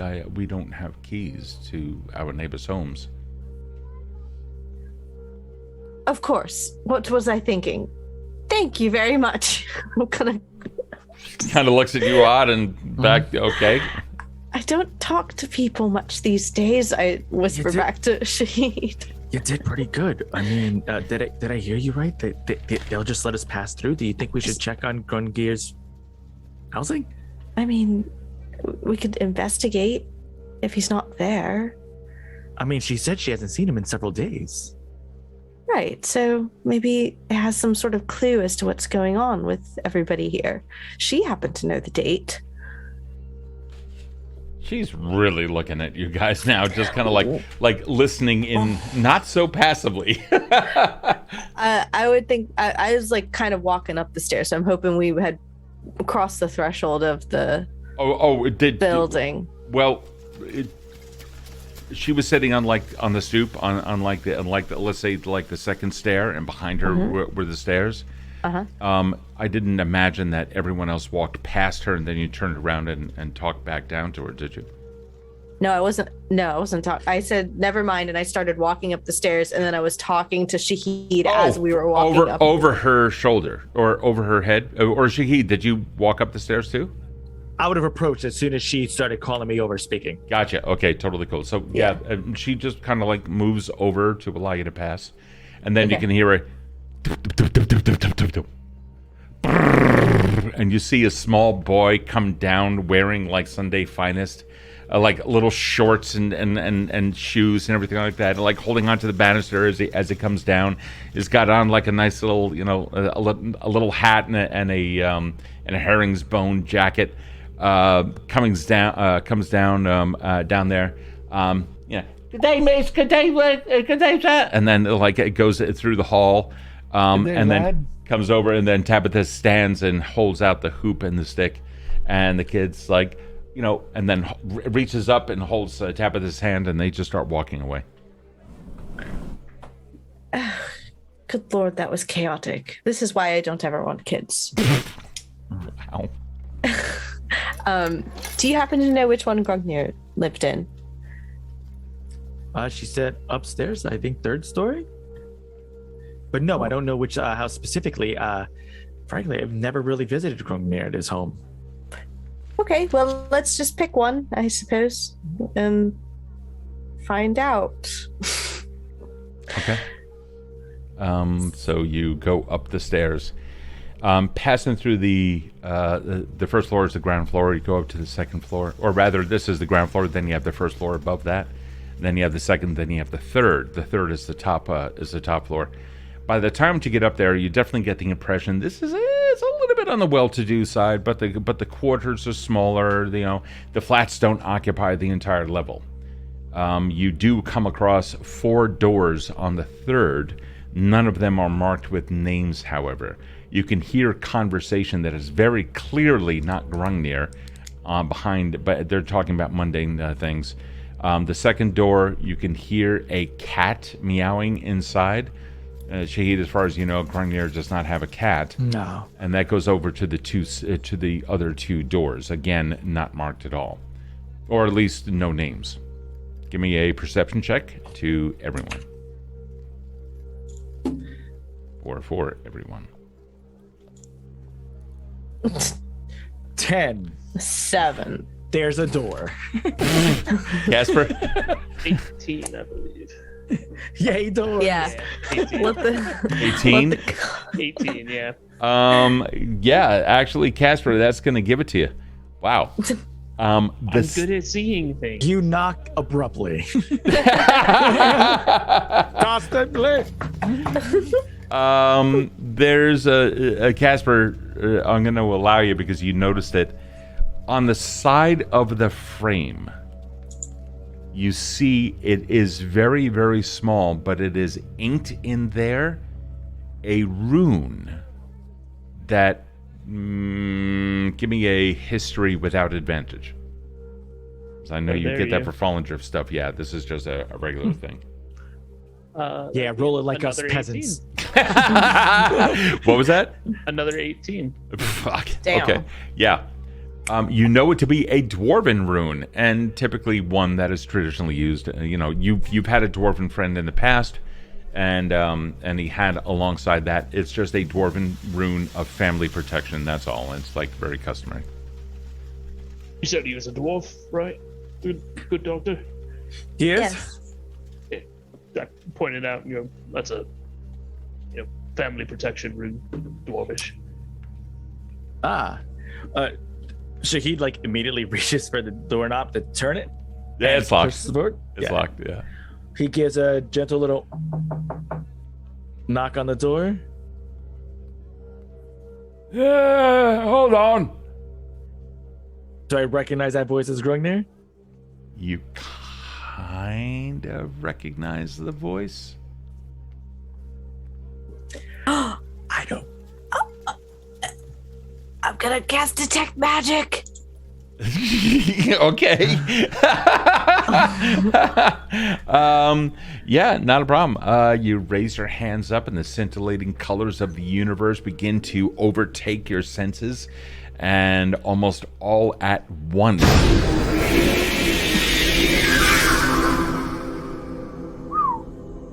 Never gets old.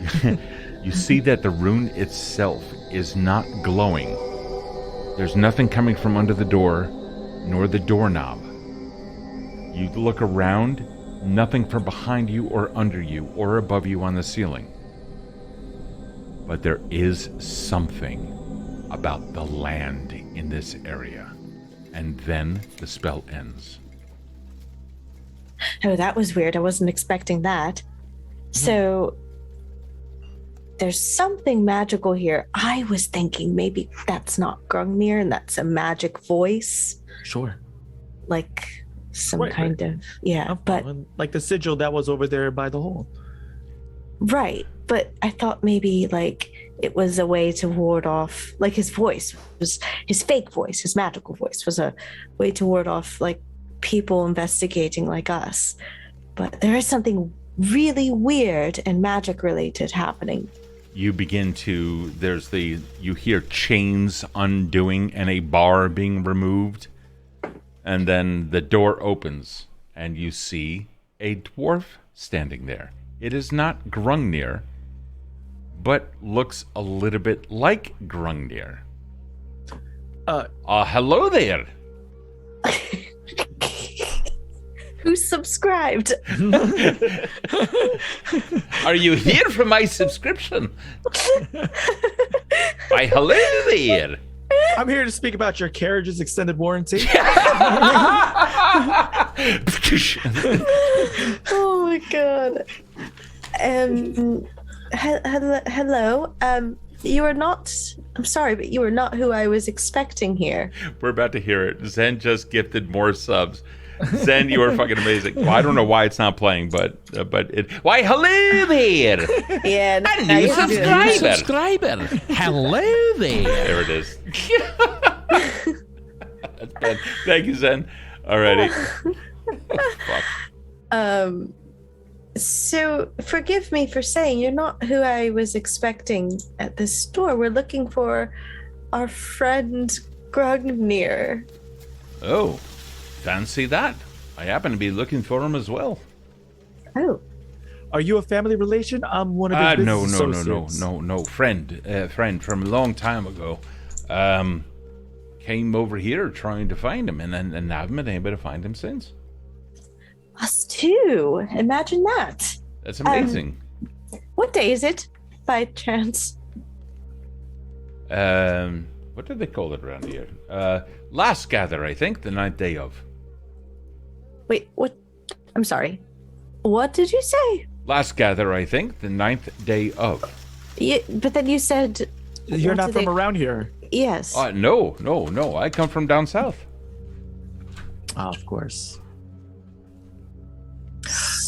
Everyone give me Can I a roll an perception check. insight? Yep. Yeah, give me what you got. Oh, God, 13. They owe us. I'm rolling shit today. We're going to call that a 21. Another 18. Oh. I'm consistent. Yeah, you are. Okay. You see that there are bags on the ground, or excuse me, on the floor, on the carpeted floor.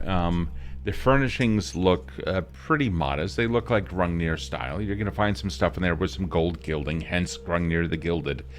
But you see what appear to be like carpet bags and other things. You see some items that have been carefully folded like clothing and have been placed very carefully on a nearby couch or what have you. But overall, it doesn't look like that this guy moved in and just started taking over, but rather moved in and has been living out of bags out of a sense of propriety. You do notice that there are certain pieces of paper on a table as well as an ink and quill. You don't really notice anything out of the ordinary. Yeah, everyone who made a perception check at 20 or above, however, give me a religion check because you can see something in the distance on one of those pages that might ring a bell. So I rolled a 12. Should I try to put that up to a 15? I think that would be good for you. So I'll put it with a +3, so I'll put that at 15. All right, cool. Hey, Lich. What's up, man? Lich. Shahid. Oh, you already have your +3, dude. Oh, then I'll use the 4. Okay, cool. All right, sweet. And then there's your 4. Ophelia, you used an... Oh, no. I'm looking at episode 8. Hold on. That's I thought I was going to use a 3, and then you told me I didn't have to. No. Yeah, that's right. Okay. No, wrong episode. Okay, so use your 3. So I'm going to use a 3 right now for that. Okay, cool. So that puts me at a 15 exactly. All right, sweet. Then, all right, you take the hit. You can see that there is some kind of a symbol of something that appears to be of a religious nature. It's in the distance. It's kind of hard to get, but the way that the page is hanging off the table, you can kind of see it just on the side over there. It appears to be... Let me draw it out for you. And see if you can pick it up. Yep. Okay? And it's there, and it looks purposefully not scribbled. It looks like it's purposefully someone just kind of like carefully did in the lines and stuff, but nothing much else.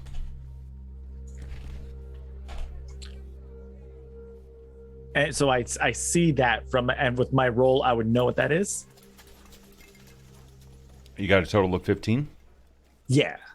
Or do I just see the symbol? You see the symbol. You know it is tied to the Dwarven lands and has something to do with knowledge. Sure. Probably a god of knowledge of some kind, but you don't exactly remember their name. Because these days, the gods' names would be more like a DC 20, but you kind of have an idea of what they used to have. Curious. What? So, it seems kind of odd that I would just stand here. May I help you with something? Yeah, actually, yes. You're not from around here, so you wouldn't know, but there's been some sort of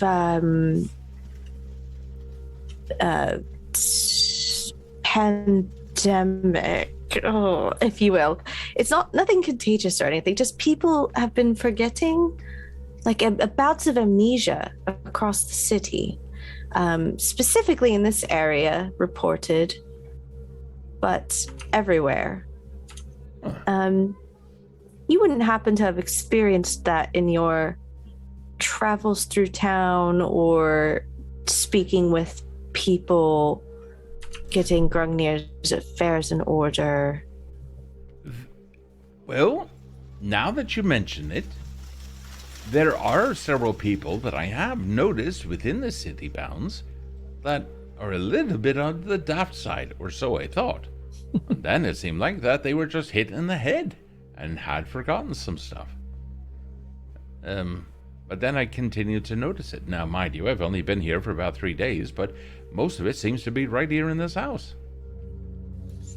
Do you know where? Right here in this house.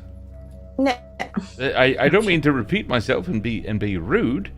The whole building, the whole block of flats, it seems. Okay. I mean, that tracks. I don't know what to do. Is this a situation where we need to look beneath the streets again, as I turn to the other two? This guy's interest is completely picked. It's like under the streets. Yes, like a gas leak or something. Perhaps. I don't smell any gas. Well, I mean, those are the ones that get you, aren't they? The ones that you can't smell.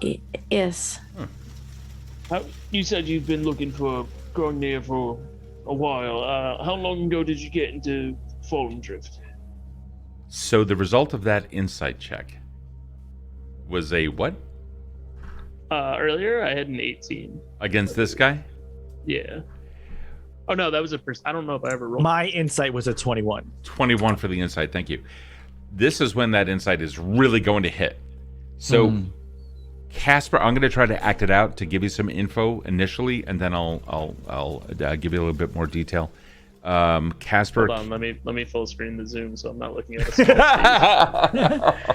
small give me the big Steve. Give it to us. I'm gonna click on him too. Hold on. Yeah. I need to find my motive. Hold on. That's a big Steve. Oh God. I'm sorry, what's my motivation? Yeah. Do your warm-ups. La la la la beep beep beep blah blah blah blah. Me, my move. Like I'm like about to take out like my voice. So I have a little thing that Erin got me. It's like, okay, my chords are just fine. She sells seashells at the seashore. Casper, ask your question again. Well, you say you've been looking for Grungnir for a while now. How long ago was it that you got into Fallen Drift? Well, I got here about 3 days ago, and this is where the insight starts kicking in. You can tell that there's definitely more to that than that, particularly because he inhaled air immediately before he answered, and it was kind of like let me hold some information back. But you don't feel that it is... You rolled exceptionally well. You don't feel that it's really out of malicious intent. He just doesn't know who the fuck you are. I mean, I don't feel you're being too forthcoming with us, lad. I don't know who you are. Right. Well, I can answer one of those. I can answer that question for you. To be fair, you don't know who I am either. No, where I me come to it. from, providing information to people normally comes after a little bit of drink. Or right. some time in order to become familiar. You are in Fallen Drift, though, and you are in a house that is not yours, and I am a constable. So if you can't at least identify yourself for me, there will not be a drink for quite some time. Oh. Oh. Well, Constable, you kind of have me on that one. Theophilim is my name. Theophilim Oxmantle. I'm sorry. Grungnir is not exactly known to me. Then how do you know him? He like brings his fingers together and he's kind of like writhing his hands. How takes his glasses off and like puts them down on a small table. You Grungnir's kid? No. Oh, no. I'm much younger than he is, but not. No. Why don't you just come in? And he like kicks the door open, turns his back to you, and like slowly walks into the room, turning around in the middle of it, and gestures to any of the pieces of furniture. You can see, as I described earlier, his clothing is out, but not invasively so. More out of just the barest minimum of convenience required to make it just a little bit easier for him to dress and undress and do whatever he has to do within this place. You can see that there is, the house is tidy. He has been cleaning up after this area, and he has been using the nearby table to write letters or stuff. You see a map of the continent in the area, several circles placed on small little portions, mainly in the eastern portion of the continent, which tracks. That's where you guys are. And that's pretty much it. So as they allow us in, Shahid's going to almost walk with a bit of a purpose, as if like he's been there before, being that they don't know him. They don't know that he's necessarily not been there. So as I do, I'm going to walk around the outside edges of it, like casually like looking around as if, I'm on behalf of Grungnir, looking for things. And I want to try to, as our conversation continues, try to make my way towards that table with the writing. And I want to kind of like casually put my hand on that thing and kind of like spin it as we're talking to kind of get a better look at what I perceived from outside the door, like in the middle of conversation. I'm just trying to make it like... Sure. Are you trying to do it like when he's not looking, or you're just going balls out? Well, I walk in balls out, like okay. So, I'm trying to walk in with a purpose, so to try to put on that air of like, okay, like I've been here before, so sure, this is Grungnir. I already said that this is my right. You ignored me, so that's fine. So as we start this conversation here, I want to kind of make my way toward the table and be like one of those, like, oh yeah, so blah blah blah, and just like try to move it into a better position to kind of look at the stuff. So I rolled a 1. So he's like he's watching you, but understanding that others are now in his presence, and he's trying to pay attention to them, but also to you. He's about to go, hey, but others start coming in, and he's feeling a little bit overwhelmed by the presence. Before he can actually say anything, you turn it around, and there's a couple things that you notice here. First off, the map, like I said, has several circles on it. The circles are surrounding certain areas of the world. In this case, Fallen Drift happens to be one. There's one at the northern end of a large range of mountains, which you know as being the kingdom of the dwarves, being that you come from that area. And then you also see one in a desert somewhere near your own home, circled. And you are brought back. You remember everything about that. You remember that day. It was a scorching desert. The sun was beating down on you while you were under in a tent. The flapping of the tent whipping here and there. A sandy wind like liquid sandpaper brushing up against everything and stripping it of any kind of a detail. Every now and then, something would complain out there in the distance as it died just from dehydration and the sun beating down on it. You remember digging, and then you remember so much more. You remember it rising, and then snapping back. If you don't mind, that is all my personal stuff there. If you don't mind. Why the circles? What do you know of this desert? Well, I come from that area, and I came here looking for someone that I thought I had also come from my area, but from a long time ago. And these circles are areas where I thought he might be. There's a lot of... The war of the cave. How do you know about that? Like I said, Grungnia is a dear friend of mine. The war or the cave. What? Are you saying war or cave, or are you saying lower of the cave? I said the war or the cave. He relaxes. I don't know, then, what you mean. I'm sorry, friend. But what lore of the cave did you think I was previously referencing? And then he realizes how much of a mistake he made. Detect thoughts. Oh, fuck. Holy shit. Oh my God. And he saves, like what needs to happen there? So detect thoughts gives me his immediate surface thoughts. Okay, all right, cool. But Yeah. So what are his immediate thoughts? Because that I just get, but then I could actually dig deeper. So here, let me give you the exact, so you don't give me too much without having to roll. Cool. I initially learned the surface thoughts of the creature, what is most on its mind in that moment.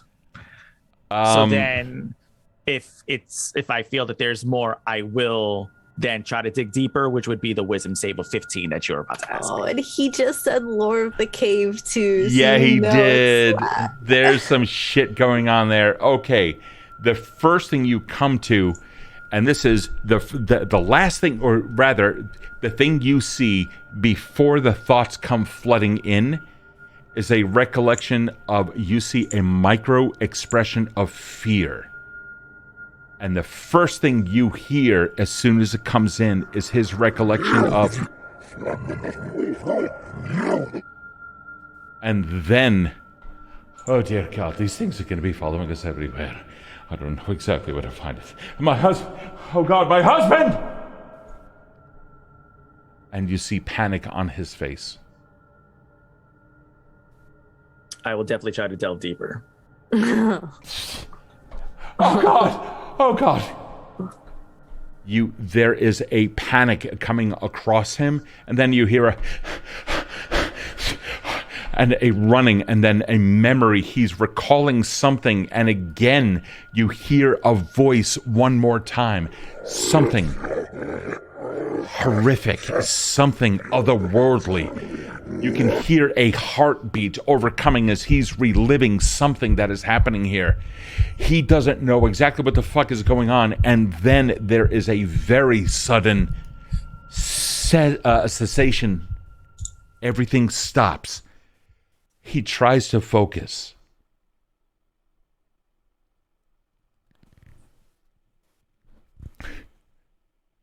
You could see a bead of sweat coming down off of his brow. Gungnir does not come from this time.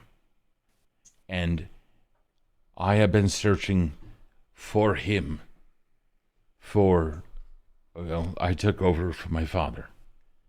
And the man known as Gungnir has answers to things that come from back home and things that we cannot describe. And the legend has it that a man by the name of Gungnir had lived in the area where I come from and disappeared, taking secrets of the crystals with him. And that is the lore of the cave. He was in something, and I'm hunting down a cultural hero.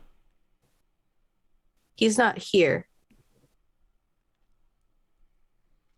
That is correct. I've never met him. No. He No. was here. He was here, but he's not anymore. He exists. Of course. So you didn't know he exists, and Shahid kind of like leaned himself off the wall. I knew Yet that a you- man by the name of Gungnir lives here. And so you made yourself welcome. Only after several days of realizing that no one was ever coming back. I was hoping to meet this person, and I couldn't risk never being able to go back home knowing whether or not, or going back home knowing whether or not I simply missed him by a few minutes of not being on the stairs as I went to go take a piss. I don't mean to intrude. I've tried not to intrude. I've not touched all right. anything. We're all intruding here. Listen, none of He us are shoots saints. as soon as Ophelia says we're all intruding here, he looks at the constable. Even him. I'm also in the house. Yeah, I don't know. Is his thoughts still matching his words? Yeah, he's at this point. Mm-hmm. I don't know who these people are. But I have questions, and so do they. How long does that last, by the way? A minute. Okay. Awesome. Fucking keep it going, dude. Grugnir disappeared before my very eyes in a cloud of smoke in the lower levels of a hospital. The asylum. Yes. He goes back to it, and like now that he has purpose, it seems like he's almost shooing Shahid's hand away from the papers, just like, move your fucking hand. You're like in the way here. Are you? And he's like, wait a minute, hold on. I've got the asylum.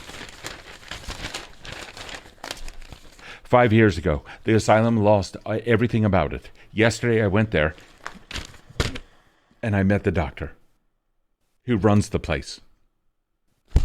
And 5 years ago, according to everyone around here, it ceased operations. And then 2 years ago, confirmed. People said that it was abandoned. Yesterday, it's in full operation as if it never went down. Are those your words or No, these are my his? words. No. These are my words. I've never met Grugnir. I've never had the opportunity to interview him at all. But I'm Constable, does that match the timeline that you were told? I remember from before everything happened, yeah. Have you asked anybody outside of this neighborhood? yeah. And have they given you answers that are in line with those, or?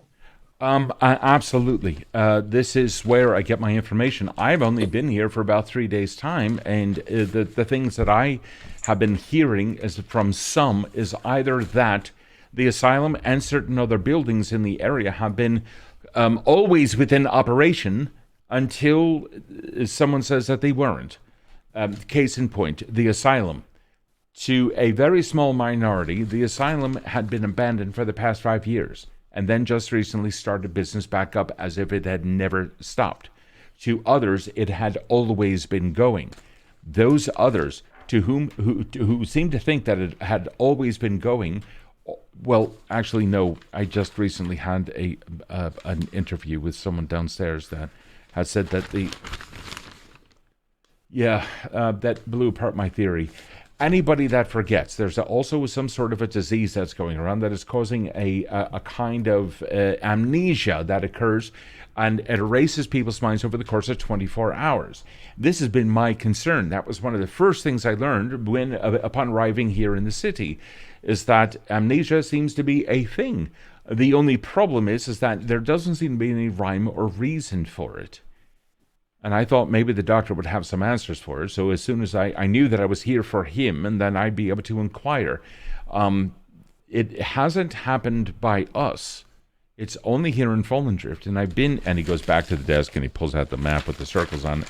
And I've been to every single one of these places, Fallen Drift being the last one on the map, because you're so bloody north.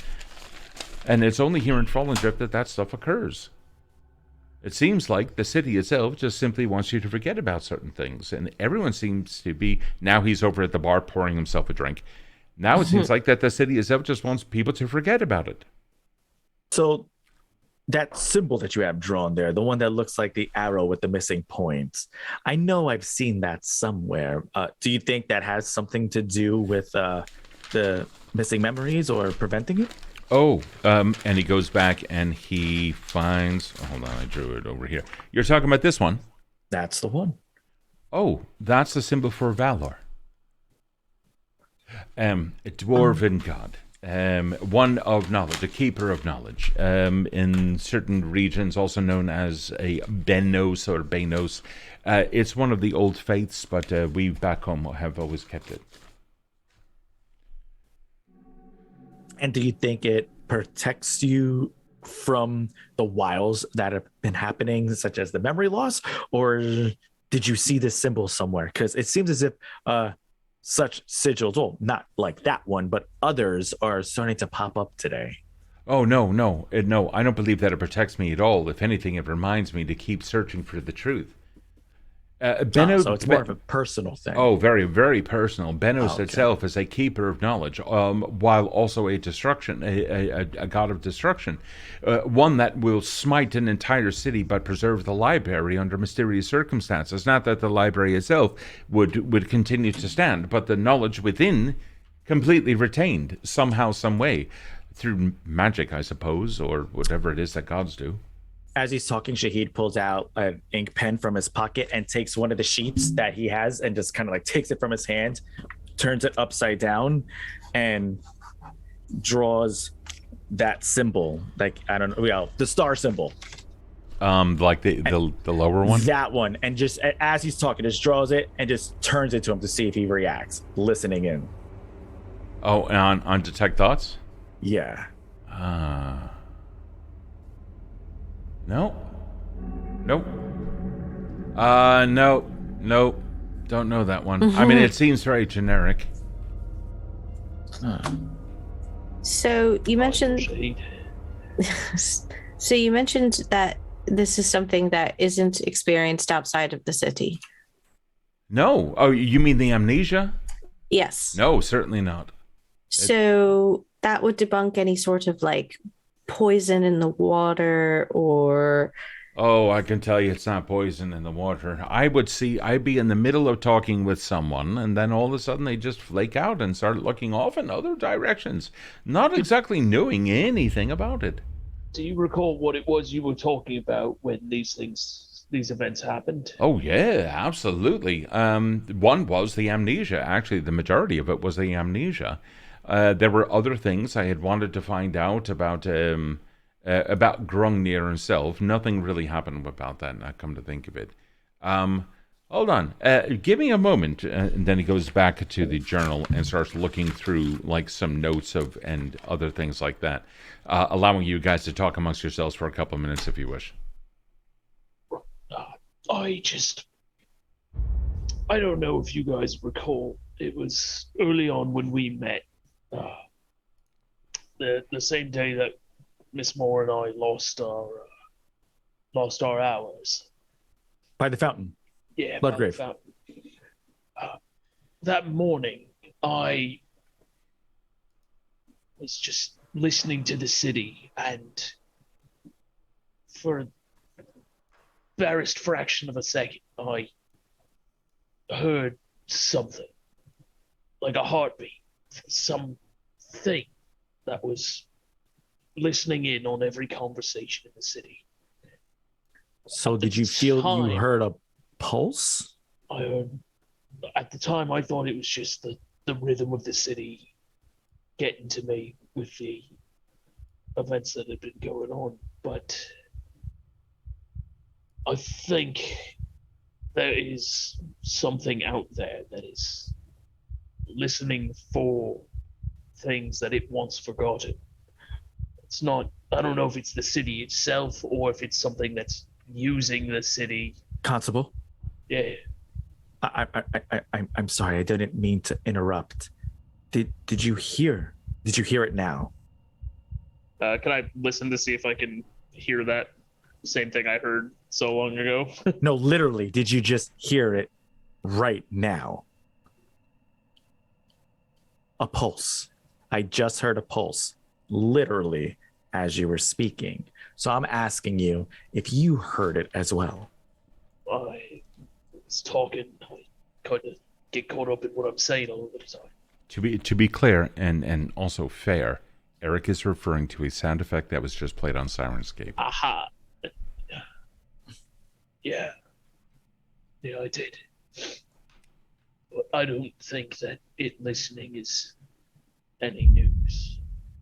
I think it just wants us to know Hold on. that it's listening. Yeah, I don't mean to cut you off, but I'm literally doing it on purpose. The reason being is I've had this sneaking suspicion since, God, what has it been? A night? 2 nights ago? Every time, and he takes out a piece of paper and writes out some words. He writes out a couple words, pauses and waits. And basically what he's writing is he's trying to write it and space out the time to try to, just in case this is what's going to happen. Okay.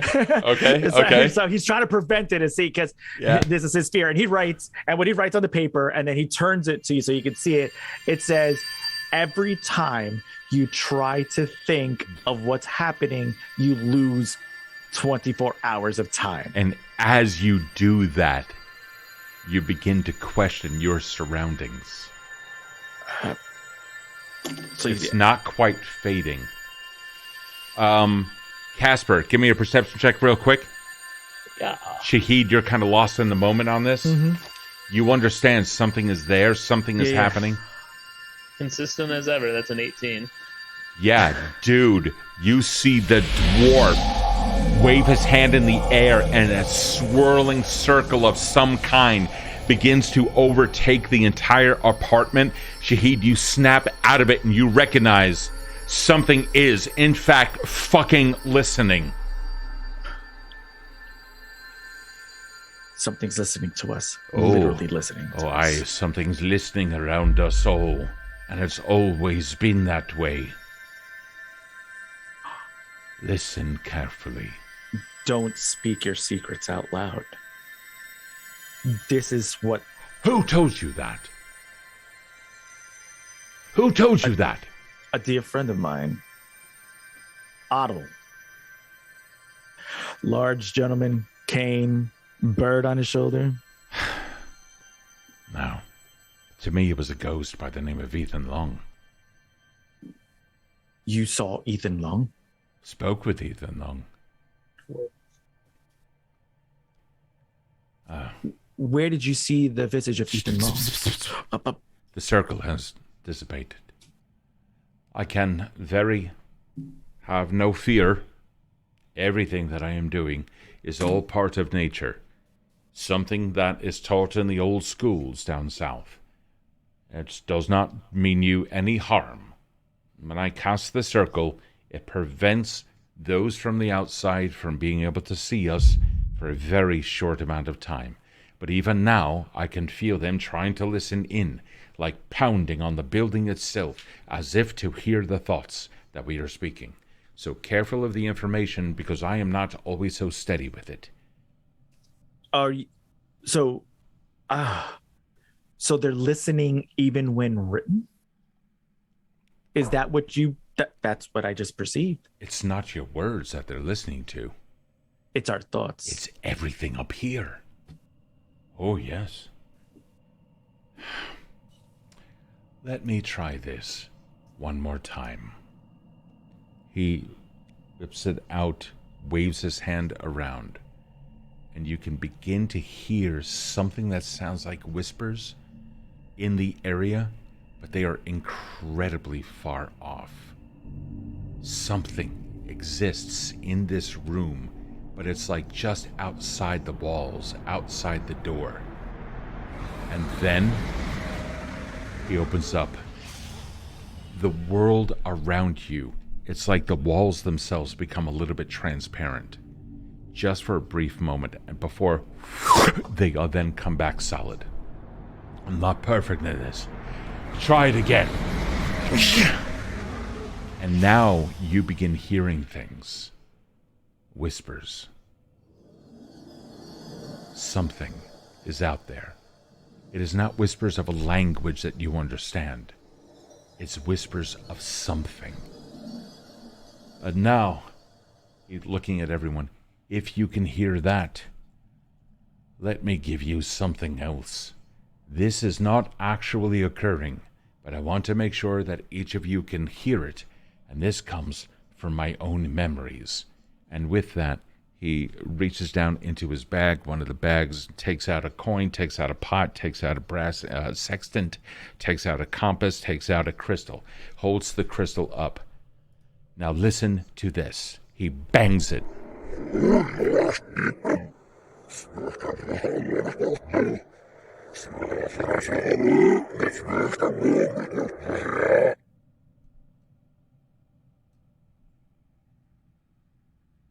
That is a voice that I've been able to extract from whatever it is that is in this city.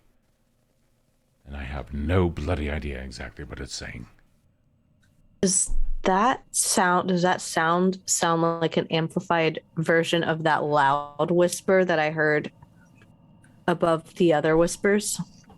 Hard to tell because all of that was so mixed and interspersed with each other.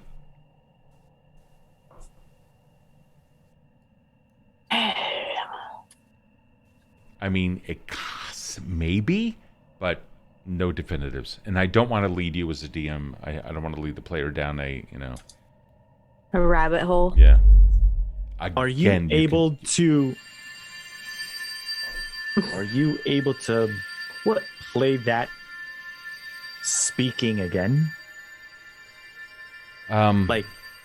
Yes, but not at this moment. One moment. What are you doing? Holding it back. Me? It's trying to listen in. Quick question for you. Is this thing not of our plane? Oh no, it's very much material. One moment. I'll be right with you.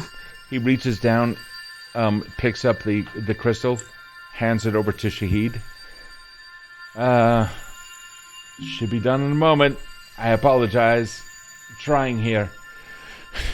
And he seems like he is starting to succumb to it, until finally it's...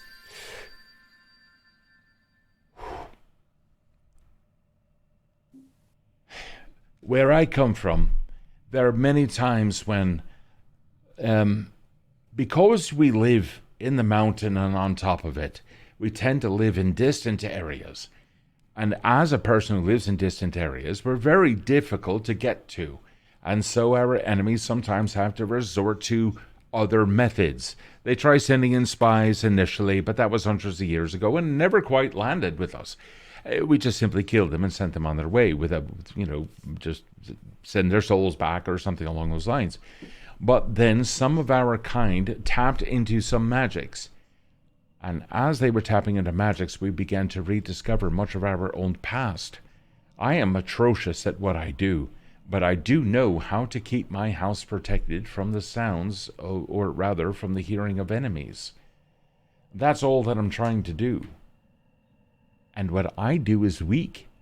And I have a feeling that whatever it is that is here doesn't know what to do with me. I think Fallen Drift is easy pickings for those who would listen in on anything. He kind of sits down, like resigned, like he's not comfortable with what he just said. Sidebar, if I may, with my friends. Yeah, I'll fuck off over here. No need. We'll huddle up. Huddle up. I'll fuck off over here. Right. He seems like he's good at what he's doing, but doesn't quite know everything about it. The Intelligarium knows a lot about magic. Should we introduce him to them? This is so far. I mean, we haven't been looking long for something to block this thing from listening, but he seems able to do it. If we can get that knowledge out to a broader group, that might be in our best interest, yeah? Perhaps we could send him to the safe house instead. I don't want to. Or at least maybe write to Otto and let him know to maybe meet up with this individual and source him out, see if he feels him appropriate enough to be brought to the safe house. He did say that we could purchase his friendship over a drink, so perhaps the muted specter down the ways a bit. Works out great because there's one of them Intelligarium drop points. Drop points, exactly. We could tell Otto to meet us there as soon as he can. I like where your head's at. Okay. All right. I'm all right. Ready? Hello there. About that drink then. Oh, I already have some. Well, there's It's like quite a fine pump. He sets out 4 glasses. Well, we might need a 5th, and Oh yeah. we want to treat you. Yeah, for the what? I want to treat you to a drink for all your help so far, and we have a friend we want to introduce you to. Is this some kind of initiation? No. The muted specter. Have you heard of it? No. Tavern down the ways. It's filled with science-minded people and skeptics, and perhaps it could tickle your fancy for a bit. We'd like you to meet a colleague of ours. Oh, well, meeting people might help me find Grungnir, so Exactly. that might work.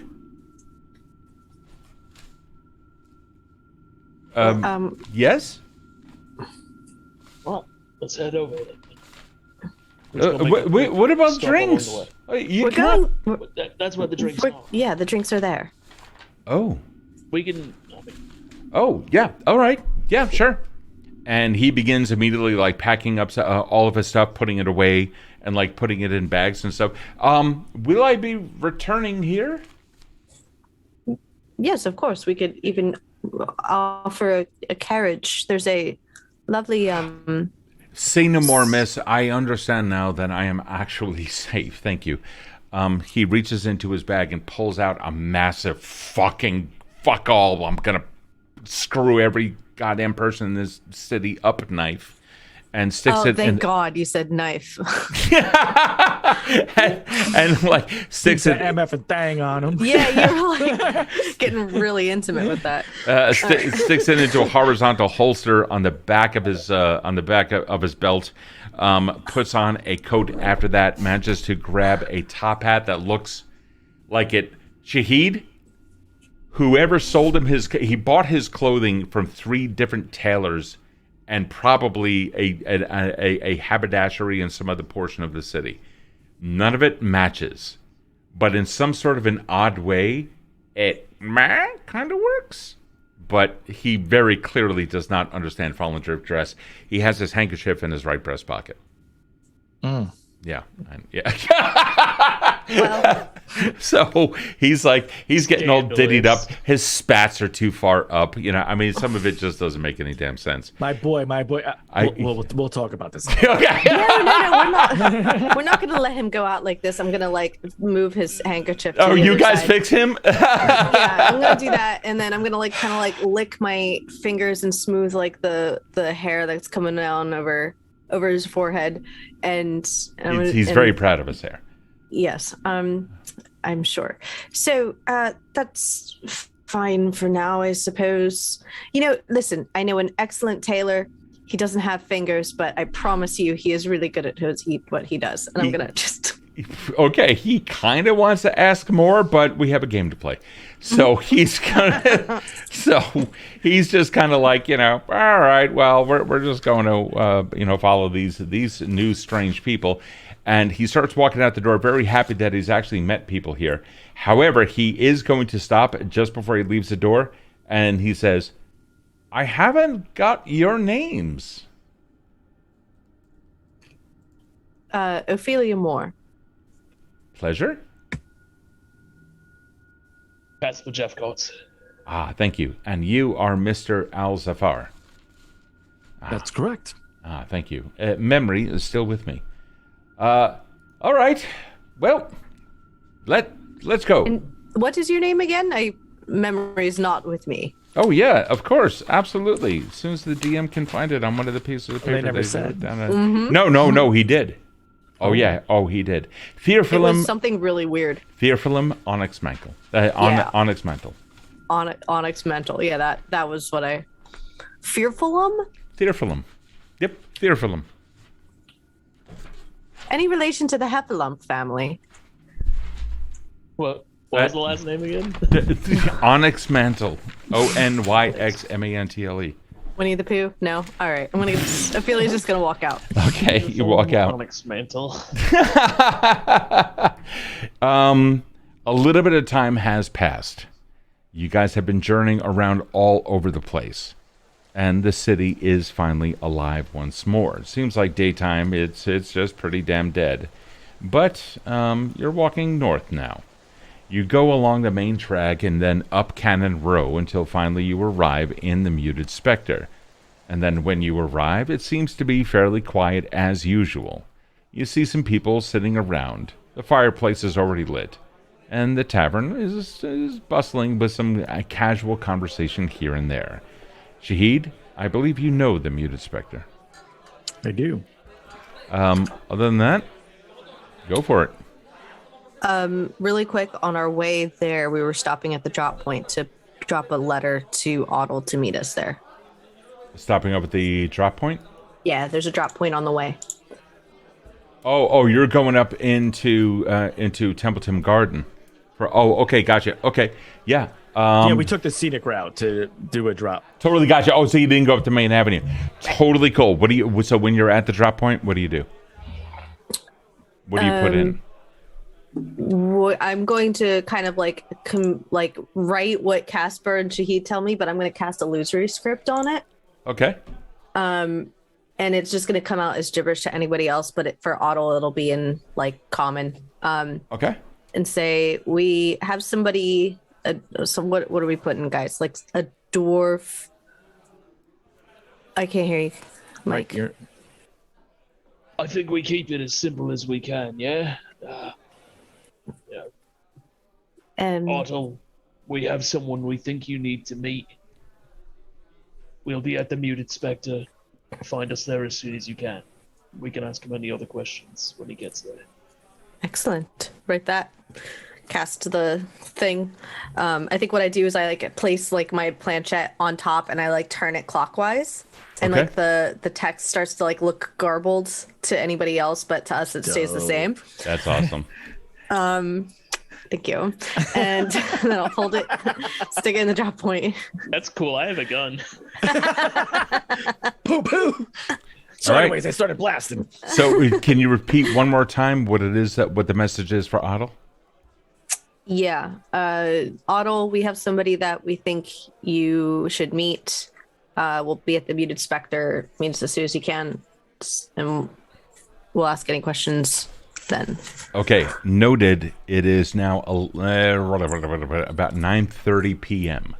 You guys have been out and about pretty much all day. You have stopped off and gotten nauseous. I mean, you guys have been traveling for a little bit here and there. Some time seems to have gone a little bit faster than normal. So if you think 9:30 p.m. is kind of late, it is. But you're almost used to it by now. But you have eaten. So you guys should be okay. Finally, when you arrive, it's a lively atmosphere. You've dropped it off about 10 minutes later. You finally make it over to the Muted Spectre. You come in. Seems to be pretty bustling, but they're mostly over there on that side of the tavern, or pub rather. And then there's quite a few empty tables on the other side for you to sit down and speak in peace.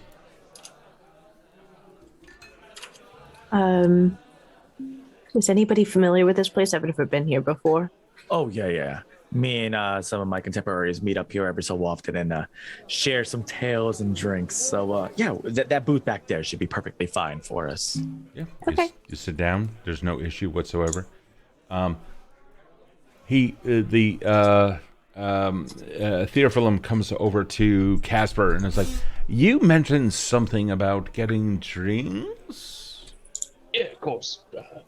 I'll get the first round. Oh, excellent. And then you can see he puts away some Fallon-drift coin back into his waist pocket and goes and sits down at the table with the rest. So, he takes out his crystal and lays it out. Now this thing, I managed to teach it how to listen to my dreams. There is a layer that I've discovered that exists here between here and the Dreamlands that is very, very thin. And that boundary is causing some issues for them. Not so much for us. Lots of people here having dreams and nightmares, it seems. It's amazing what people will tell you if you just walk around the city streets and you just ask them. Apparently, they're not accustomed to being approached. Then you take a friendly lad like me, and then you ask all sorts of questions. Get answers. He really doesn't get Fallen Drift. He's going around talking to people on the street. Not a clue. Poor soul. Any of the thing you do at a bar with your friends where you kind of just point at everybody going like, right, what we having? He did have his pocket chief in the wrong pocket, so... Casper looks down at his decidedly unkerchiefed pockets. And goes, how dare he? Of course, that was by choice, though, Constable. I had the big coat on earlier. Yeah, I normally keep one on me at all times. One. What are you drinking? Gin. Miss Moore. Just whatever beer's flowing the most. I don't want to put anybody out. So, Beautiful. he orders like whatever. He's like, the one with the fancy tap pool. Oh, I'll have that one. Right. Then, yeah, head over to the bar. Okay. While you're over there at the bar and you are ordering some stuff, the door opens. Your attention naturally drawn to whoever it is that may be walking in. Shahid, you see someone that you recognize. In this case, it is Dr. Lavada Craig. My professor. Is it strange seeing them here? Actually, no. No. And Lavada Craig does not know that you are looking in that direction at all, and walks right up to the bar, orders a drink, and goes and sits down with a couple of other people, unless, of course, you do something else. No, but they might actually have some information pertaining to what's going on. Excuse me one moment, and I'm going to rise and make my way over to them. Oh, awesome, yeah. And are they at the bar? Yeah, they're ordering drinks right at the moment. Yeah, I'm going to lean this way so my back is to the bar and I'm facing them. And Oh, how far away are you? As close as they allow me. Okay, cool, yeah. That's fine. I want to try to approach them respectfully, and to, if they're at the bar, I'm gonna kind of lean so they're looking at the bartender, and my back would be to the bartender, kind of Gotcha. arms crossed and looking towards them. Mr. Shahid, I wasn't expecting to see you tonight. Dr. Lavada Craig, how you been? It's been some time since I've seen you last. Yes, it's actually, how long has it been? And I give a I try to give a playful smirk and like play into like Yeah, I what totally we do. totally got you. She responds with the appropriate. Oh, let's see. This would be.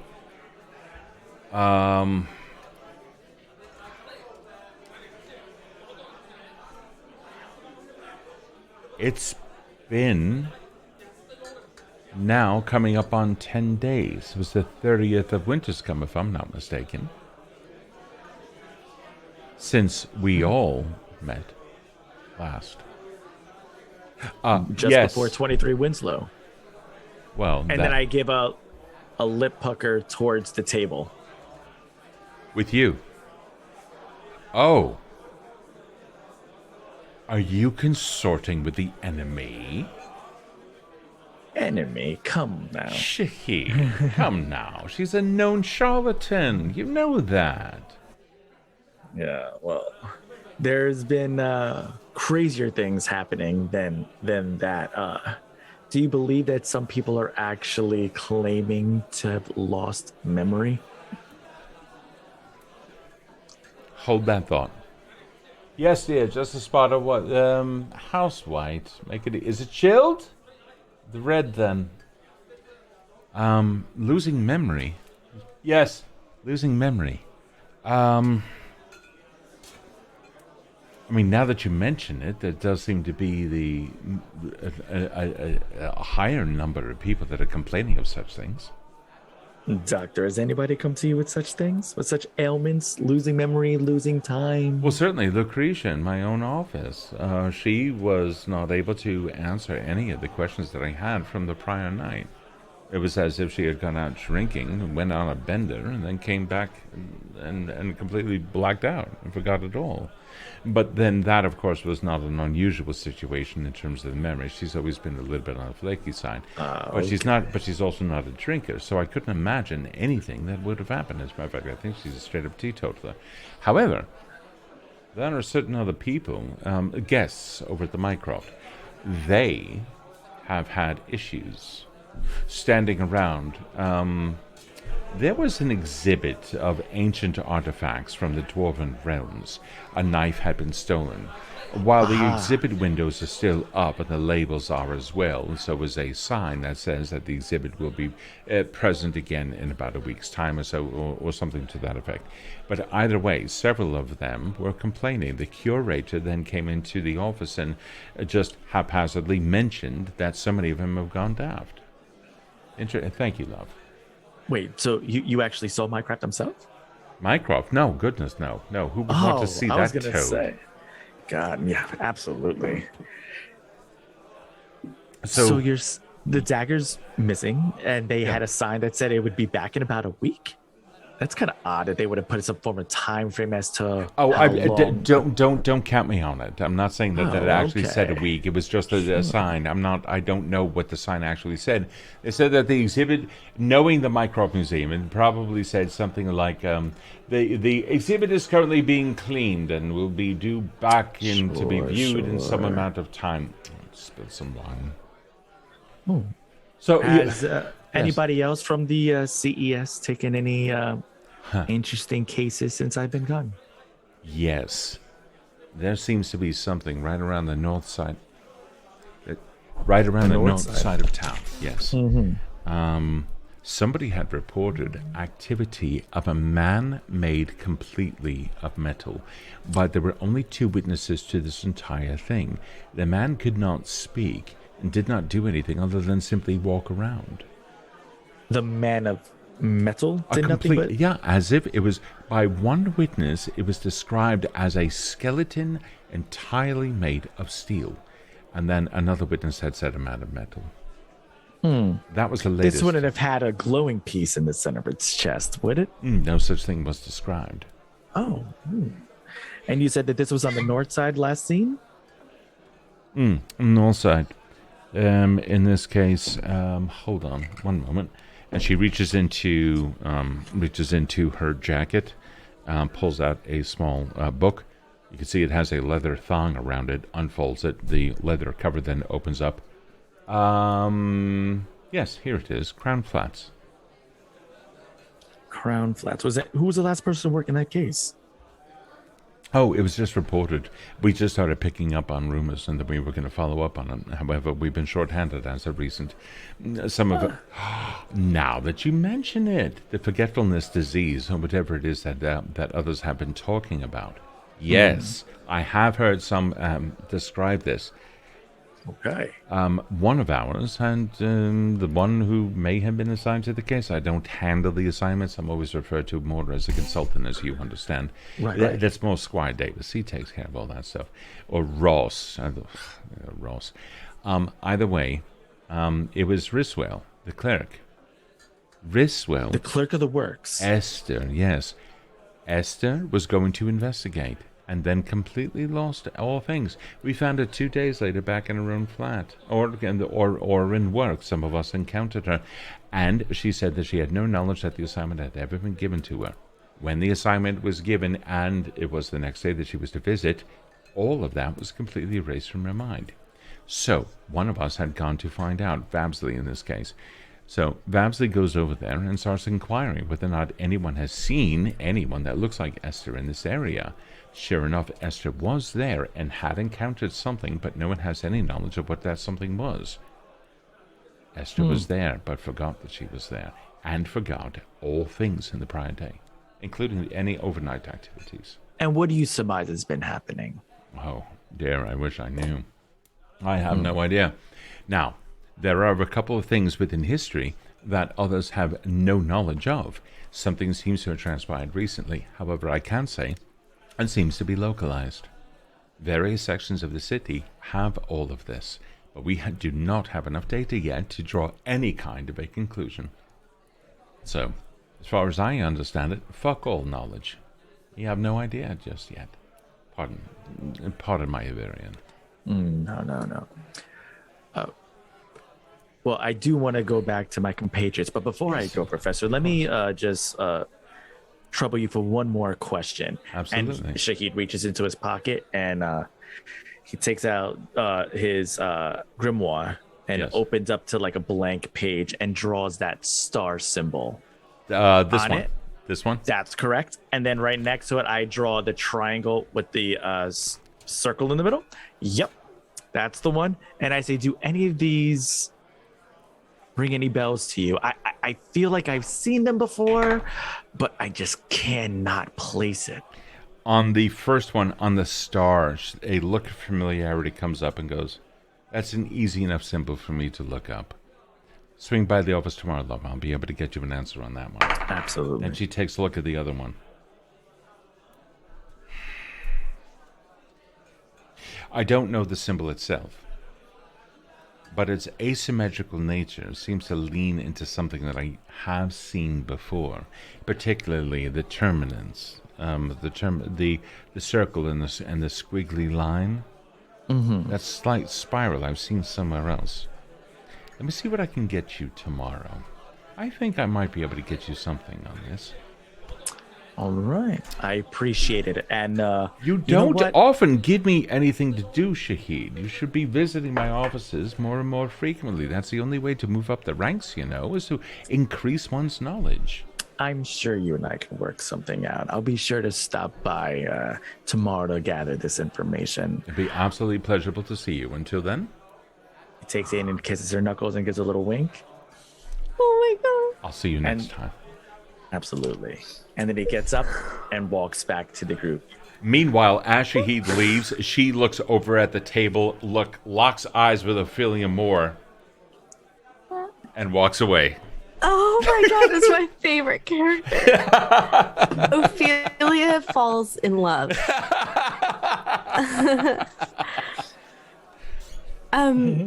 Who was that delightful human being that you just spoke with?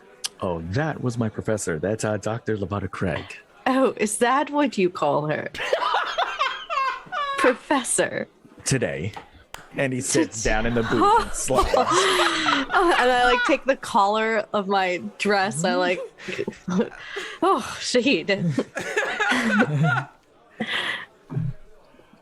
I'm sorry. I just got a little carried away. What were you talking? You looked completely enraptured. What were you discussing? Some of the sigils that I came across when we were traveling. She's going to do some research. She asked me to stop by her office tomorrow so I can obtain that information. So we're all going to her office tomorrow, correct? Sure. Sure she Okay. wouldn't mind company. Okay. Excellent. You I can think if- ignore any sounds that you just heard. What was that? A misclick. Oh, Incoming! Instead, the door opens and you see about 5'9" or so, 5'10", an elderly man whose top hat is now being removed with a cane in his right hand. He is looking off to his left and straight and hasn't even looked off to his right yet, and already he looks lost. Otto, Mr. Otto, over here. Ah, there you are! And he comes over. Everyone give me a quick perception check.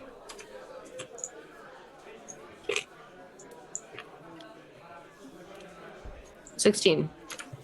4. Yeah, 27? you notice Craig is one of the it's 7? 27. Oh, Jesus Christ. Jephcots on the case. Yeah, 19 plus 8. Fuck, Jesus. That fifth fucking This level plus floorboard 8. is squeaky. And that floorboard happens to be in the next country. Shahid, what'd you get?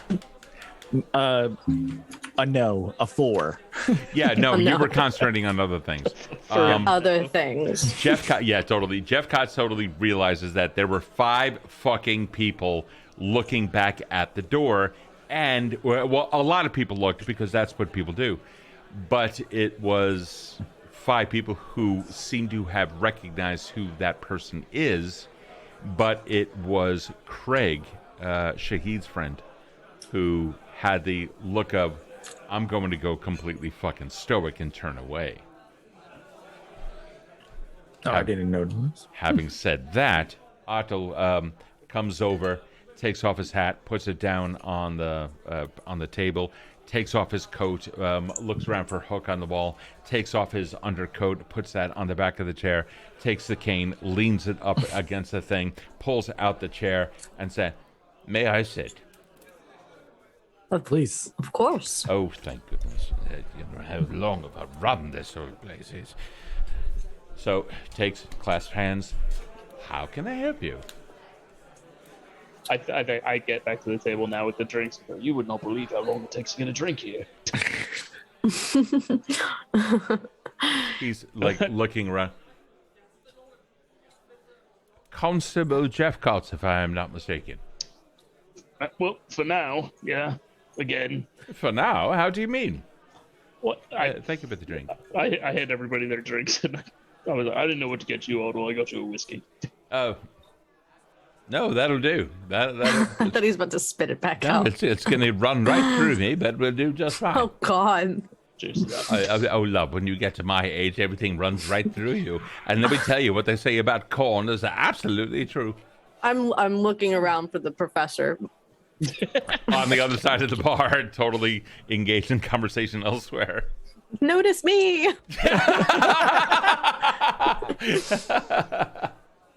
Okay. We are engaged in activities that require a third party's voice. Real quick before we get started, I point out the people that like clocked Otto coming in, and then I point to Craig and I go, Especially that one. well, I'm not like pointing to them, but I like. It was this bitch.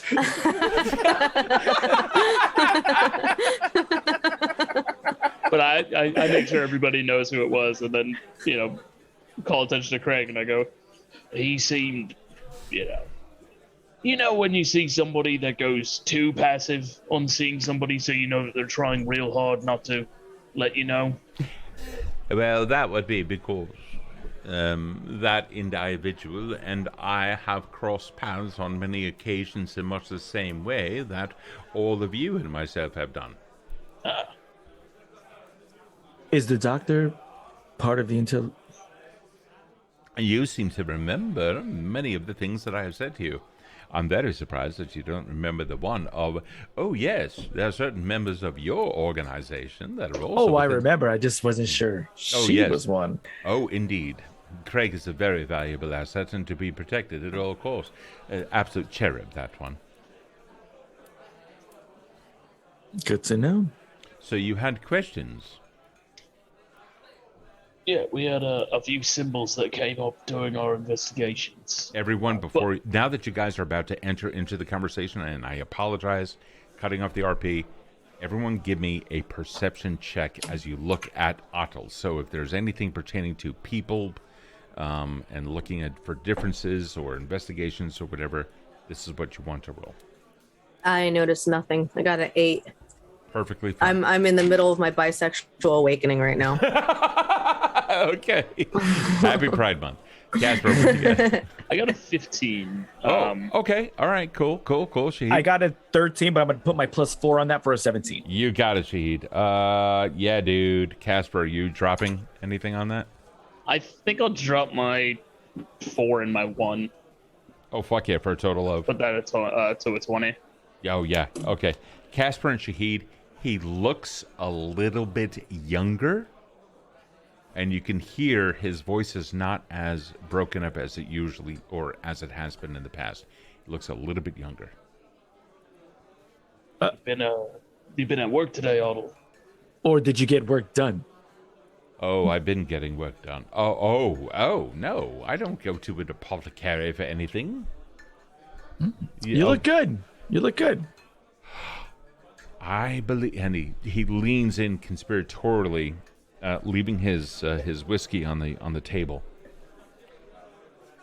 There have been some things that we have been investigating as of recent, which apparently have affected some of us. I am also one of those. Did you know that the asylum is almost entirely back in operation? Yeah. Yes. And it Oh, how did you know about that? We paid it another visit. What kind of visit? You know, dangerous kind. We've got a lot to talk about, Otto. On that note, our new friend here. That I kind of gestured. Craig. No. I gestured to Earflum. Oh, hello there. Good evening. Is he? Right. I'm a dwarf. If that's what you're trying to say. No, I realize that, my good fellow. I'm not. Is he in on the mix of things? Kinda. On the outskirts. Yeah. I would say he's of mixable quality. Mixable? I'm stretching the metaphor here. Right. Then you lead the conversation. Theophilim, your talent that you demonstrated for us earlier, was that something that we should be in private to do? Well, I mean, unless you'd like it done before everyone here in the pub, and then all of a sudden it turns into... I've just realized I'm talking like Otto as this fucking character, and that's not good. Why, hello there! No, You're the DM. Yeah, I know, the forever fucking DM. I only gotta do one dumb voice. I love how the touchstone is just, hello there. Yeah, that's what gets me back into it, totally. That's a good return. You know, it's like a trick in VO if you're going to be doing character voices and you want to get back into it, find the catchphrase. I never thought of it. It's a touchstone. You're right. I like that. I'm going to adopt that. Why, hello there. Why, hello. No, I don't believe that this would be a good place for such things. I mean, take a look around. How many of these drunkards have ever seen anything like that? Zen, thank you for that, buddy. Bits for the dumb voice.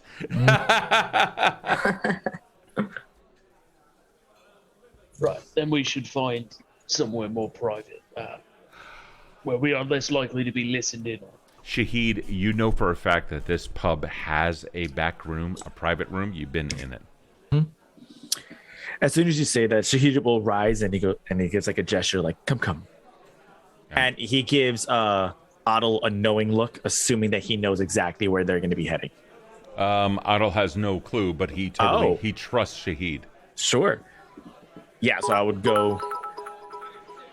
What would you say? Like, I would say, like, probably was like a side room behind the bar or something. Yeah, that's of that exactly nature. what it's totally out of the way. It's like you would think it's the kitchen, but it's not the kitchen. Yeah. You guys make it in there, and all the sounds of the bar are like kind of dim behind heavy doors, which have and all of the walls. In fact, it's almost uncomfortable in here. Can you hear me? I can hear you. Yeah, Yeah. I can hear you. I can't hear. Check. Hold on. Oh, hold on. I fixed it. Yeah. There you go. I'm sorry about that. Yeah, no, something on my side. No worries. No worries. So Otto has no idea what it is that you're leading to, but when you walk into the room, you can see that the entire thing seems to be covered in like a quilt. Like, you don't recognize this. It's like a quilt like fabric. And it's very, very fucking heavy. Yeah, it's almost like moving blankets, only triple the thickness and extremely heavy. Now you look up on the walls and you can see that the grommets are hooked into pegs, something you have noticed before. The pegs going around towards the ceiling. And Otto's like, "Oh, it's been acoustically treated." Yes. Think we're going to be quite safe here. And he shuts the door and everything fucking goes quiet. You were saying? Therefore, if you would like to demonstrate for Otto your ability to shut out our other listening friend.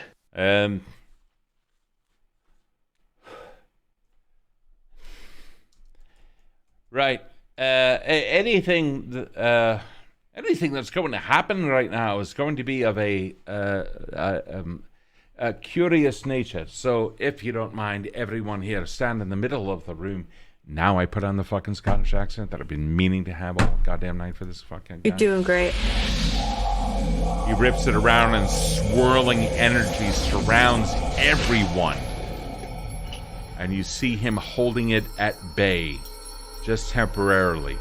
The air itself almost alight, like dust particles began to take on the qualities of a firefly. Knowing that it's temporary, Casper, like as quickly as he can, goes, "All right, there's something really big listening to every conversation in Fallen Drift. It's erasing people's memories when they say the wrong thing. Careful, him can make a barrier to keep it out, and we want him to go to the Intelligarium to train in magic so we can make the barrier stronger and last longer and keep this thing out for good." I see. That would have made Renault proud. In honor of Renault.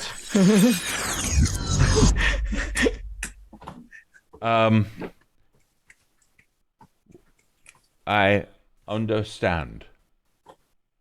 He's looking at the dwarf like he's looking at the dwarf like a relic from 1,000 years ago was just dug up and put into a museum, and he's seeing it for the very first time.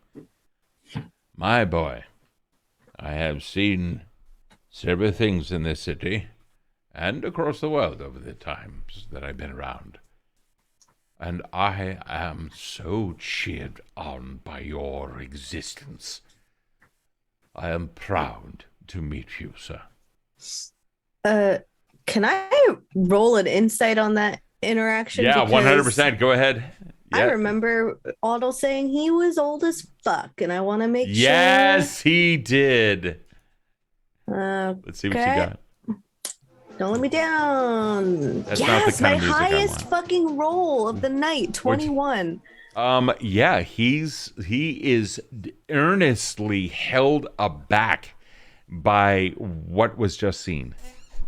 He's in awe. He's fanboying over it. Okay.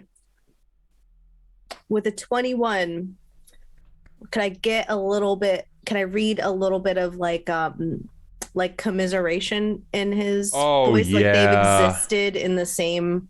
Yeah, no, it's like Somebody, my love, it would be like if you found a long-lost toy of mine that I have discussed only maybe twice in my life, but the moment I see it, I'm like, Like wow. the Hickory Dickory clock? Yeah, exactly. Hickory But they Dickory were Dock made clock? out of fucking wood back in the 60s. Yeah, exactly. Yeah, like that. All right. So he's found his Hickory Dickory Dock. Yeah, his Hickory Dickory Dock clock. Hickory yeah. Dickory Dwarf. Hickory Dickory Dwarf. Yeah. Okay, perfect. I won't interrupt that moment though. I just want to get a read on it. You got it. So Otto is like, oh, such a pleasure to meet you, sir. And then turns around. Well, you've absolutely found something quite important here. But before I go on about my own personal feelings about that, and again, thank you, sir. Why did you summon me? People are forgetting Yes. everywhere. Yes. My associate is at home right now, my home. He can perform magic all of a sudden. All of the sudden. I mean, I've never seen him do it before. That is most curious. What kind of magic, if I may ask? I mean, he broke my grandmother's urn from clear across the room. Telekinesis. Very well. Mm-hmm. He also had a train or a map on his hand. How do you mean on his hand? Actually, I'm trying to remember correctly. It was a projection. Yeah, The okay. more he thought about this particular thing, this emotion was drawn out from him, and he actually was able to create what seems like an entire train station on his hand. Oh, Lord. And he starts, you can see a little bit of the blood beginning to drain from his face. And where is your friend now? Hold on. Can I roll another insight on that? Because Yeah, I'm very please. fond Yeah, of go my ahead. friend. Yep. All right. 18. Dire concern, but a gentleman holding back his emotions. Nothing like malicious. Like I'm gonna go get him if you tell me where he Exactly is. what I said, nothing more. Cool. Okay. Yeah, concern, the opposite of a malicious intent. And yeah, I will confirm that. It is nothing malicious, yeah. Okay. He was at my home. I don't know where he is at this moment. How long has he had this? Or exhibited this, to your knowledge? I mean, just days. Yesterday was the first day. 2 days ago. Is there anyone else there in your home? Just my tenant upstairs. Can you tell me about your tenant upstairs? Yes, it was a man, I think. You think? You know, I don't actually remember him moving in. I've always assumed it was a man. It was very heavy footsteps. How close are you to this friend of yours? He's my associate for years. One of my only friends and confidants. Otto very quickly, not abnormal, very quickly puts his hand on his cane and grabs his hat. Your friend is in very dire straits and stands up and begins putting all of his clothing on. There's another issue. Go on. He's putting on his coat. He was explaining to us all that he can do and all that he knew and all that he could experience, and then he lost his memory. He lost more than his memory, I would wager. All of the abilities that you are describing do not come from my time. I have, and he's putting on his coat while he's doing that. I have explained to you that there has been some passage of time since I've arrived, rather prior to arriving in Follendrift. Yes? Well, your friend, Miss Moore, can do things that this gentleman, this fine example of a magic user, cannot do. He's tapped into something that very few have been able to do within Fallen Drift. Powers of the mind. And that is borrowed from some great evil that can hear everything going on here within Fallen Drift. And I am afraid your friend, if he is not already dead, will be soon. He is bait. And it is a good thing you are not there with him now. But for all the gods' sake, we have to go find him. Yes, I agree. I look to the others. I wouldn't ask for your help, but if Otto says he's in danger, we have to go. Absolutely. Same. Oh yeah, as soon as he heard I somebody was rise, in yep. danger, Casper Immediately. like pushed back oh no, we were already standing, so I think he was just like already moving towards the door. We are, however, there is no time for this. I'm going to ask you a very quick question, and I sincerely apologize for the impetuousness of its nature. Do you trust me? Yes. Yes. Very well. Then you will be traveling with me. And he holds his hand out really quick. Join hands, my friends. Come now, you dwarf, let's go. Everyone joins? Yep. He immediately squeezes.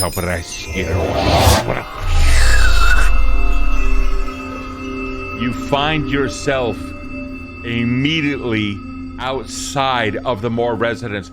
Quick now, there is no time to waste! And Otto starts running right towards the stairs. I push right past him and Yeah. bust through. I draw my gun, but then come in. You find Otto on the ground. Malay. Sorry, you find Malay on the ground. Quick. He is lifeless and drained, except there is a large pool of blood. Now, his feet are closer to the entrance than his head.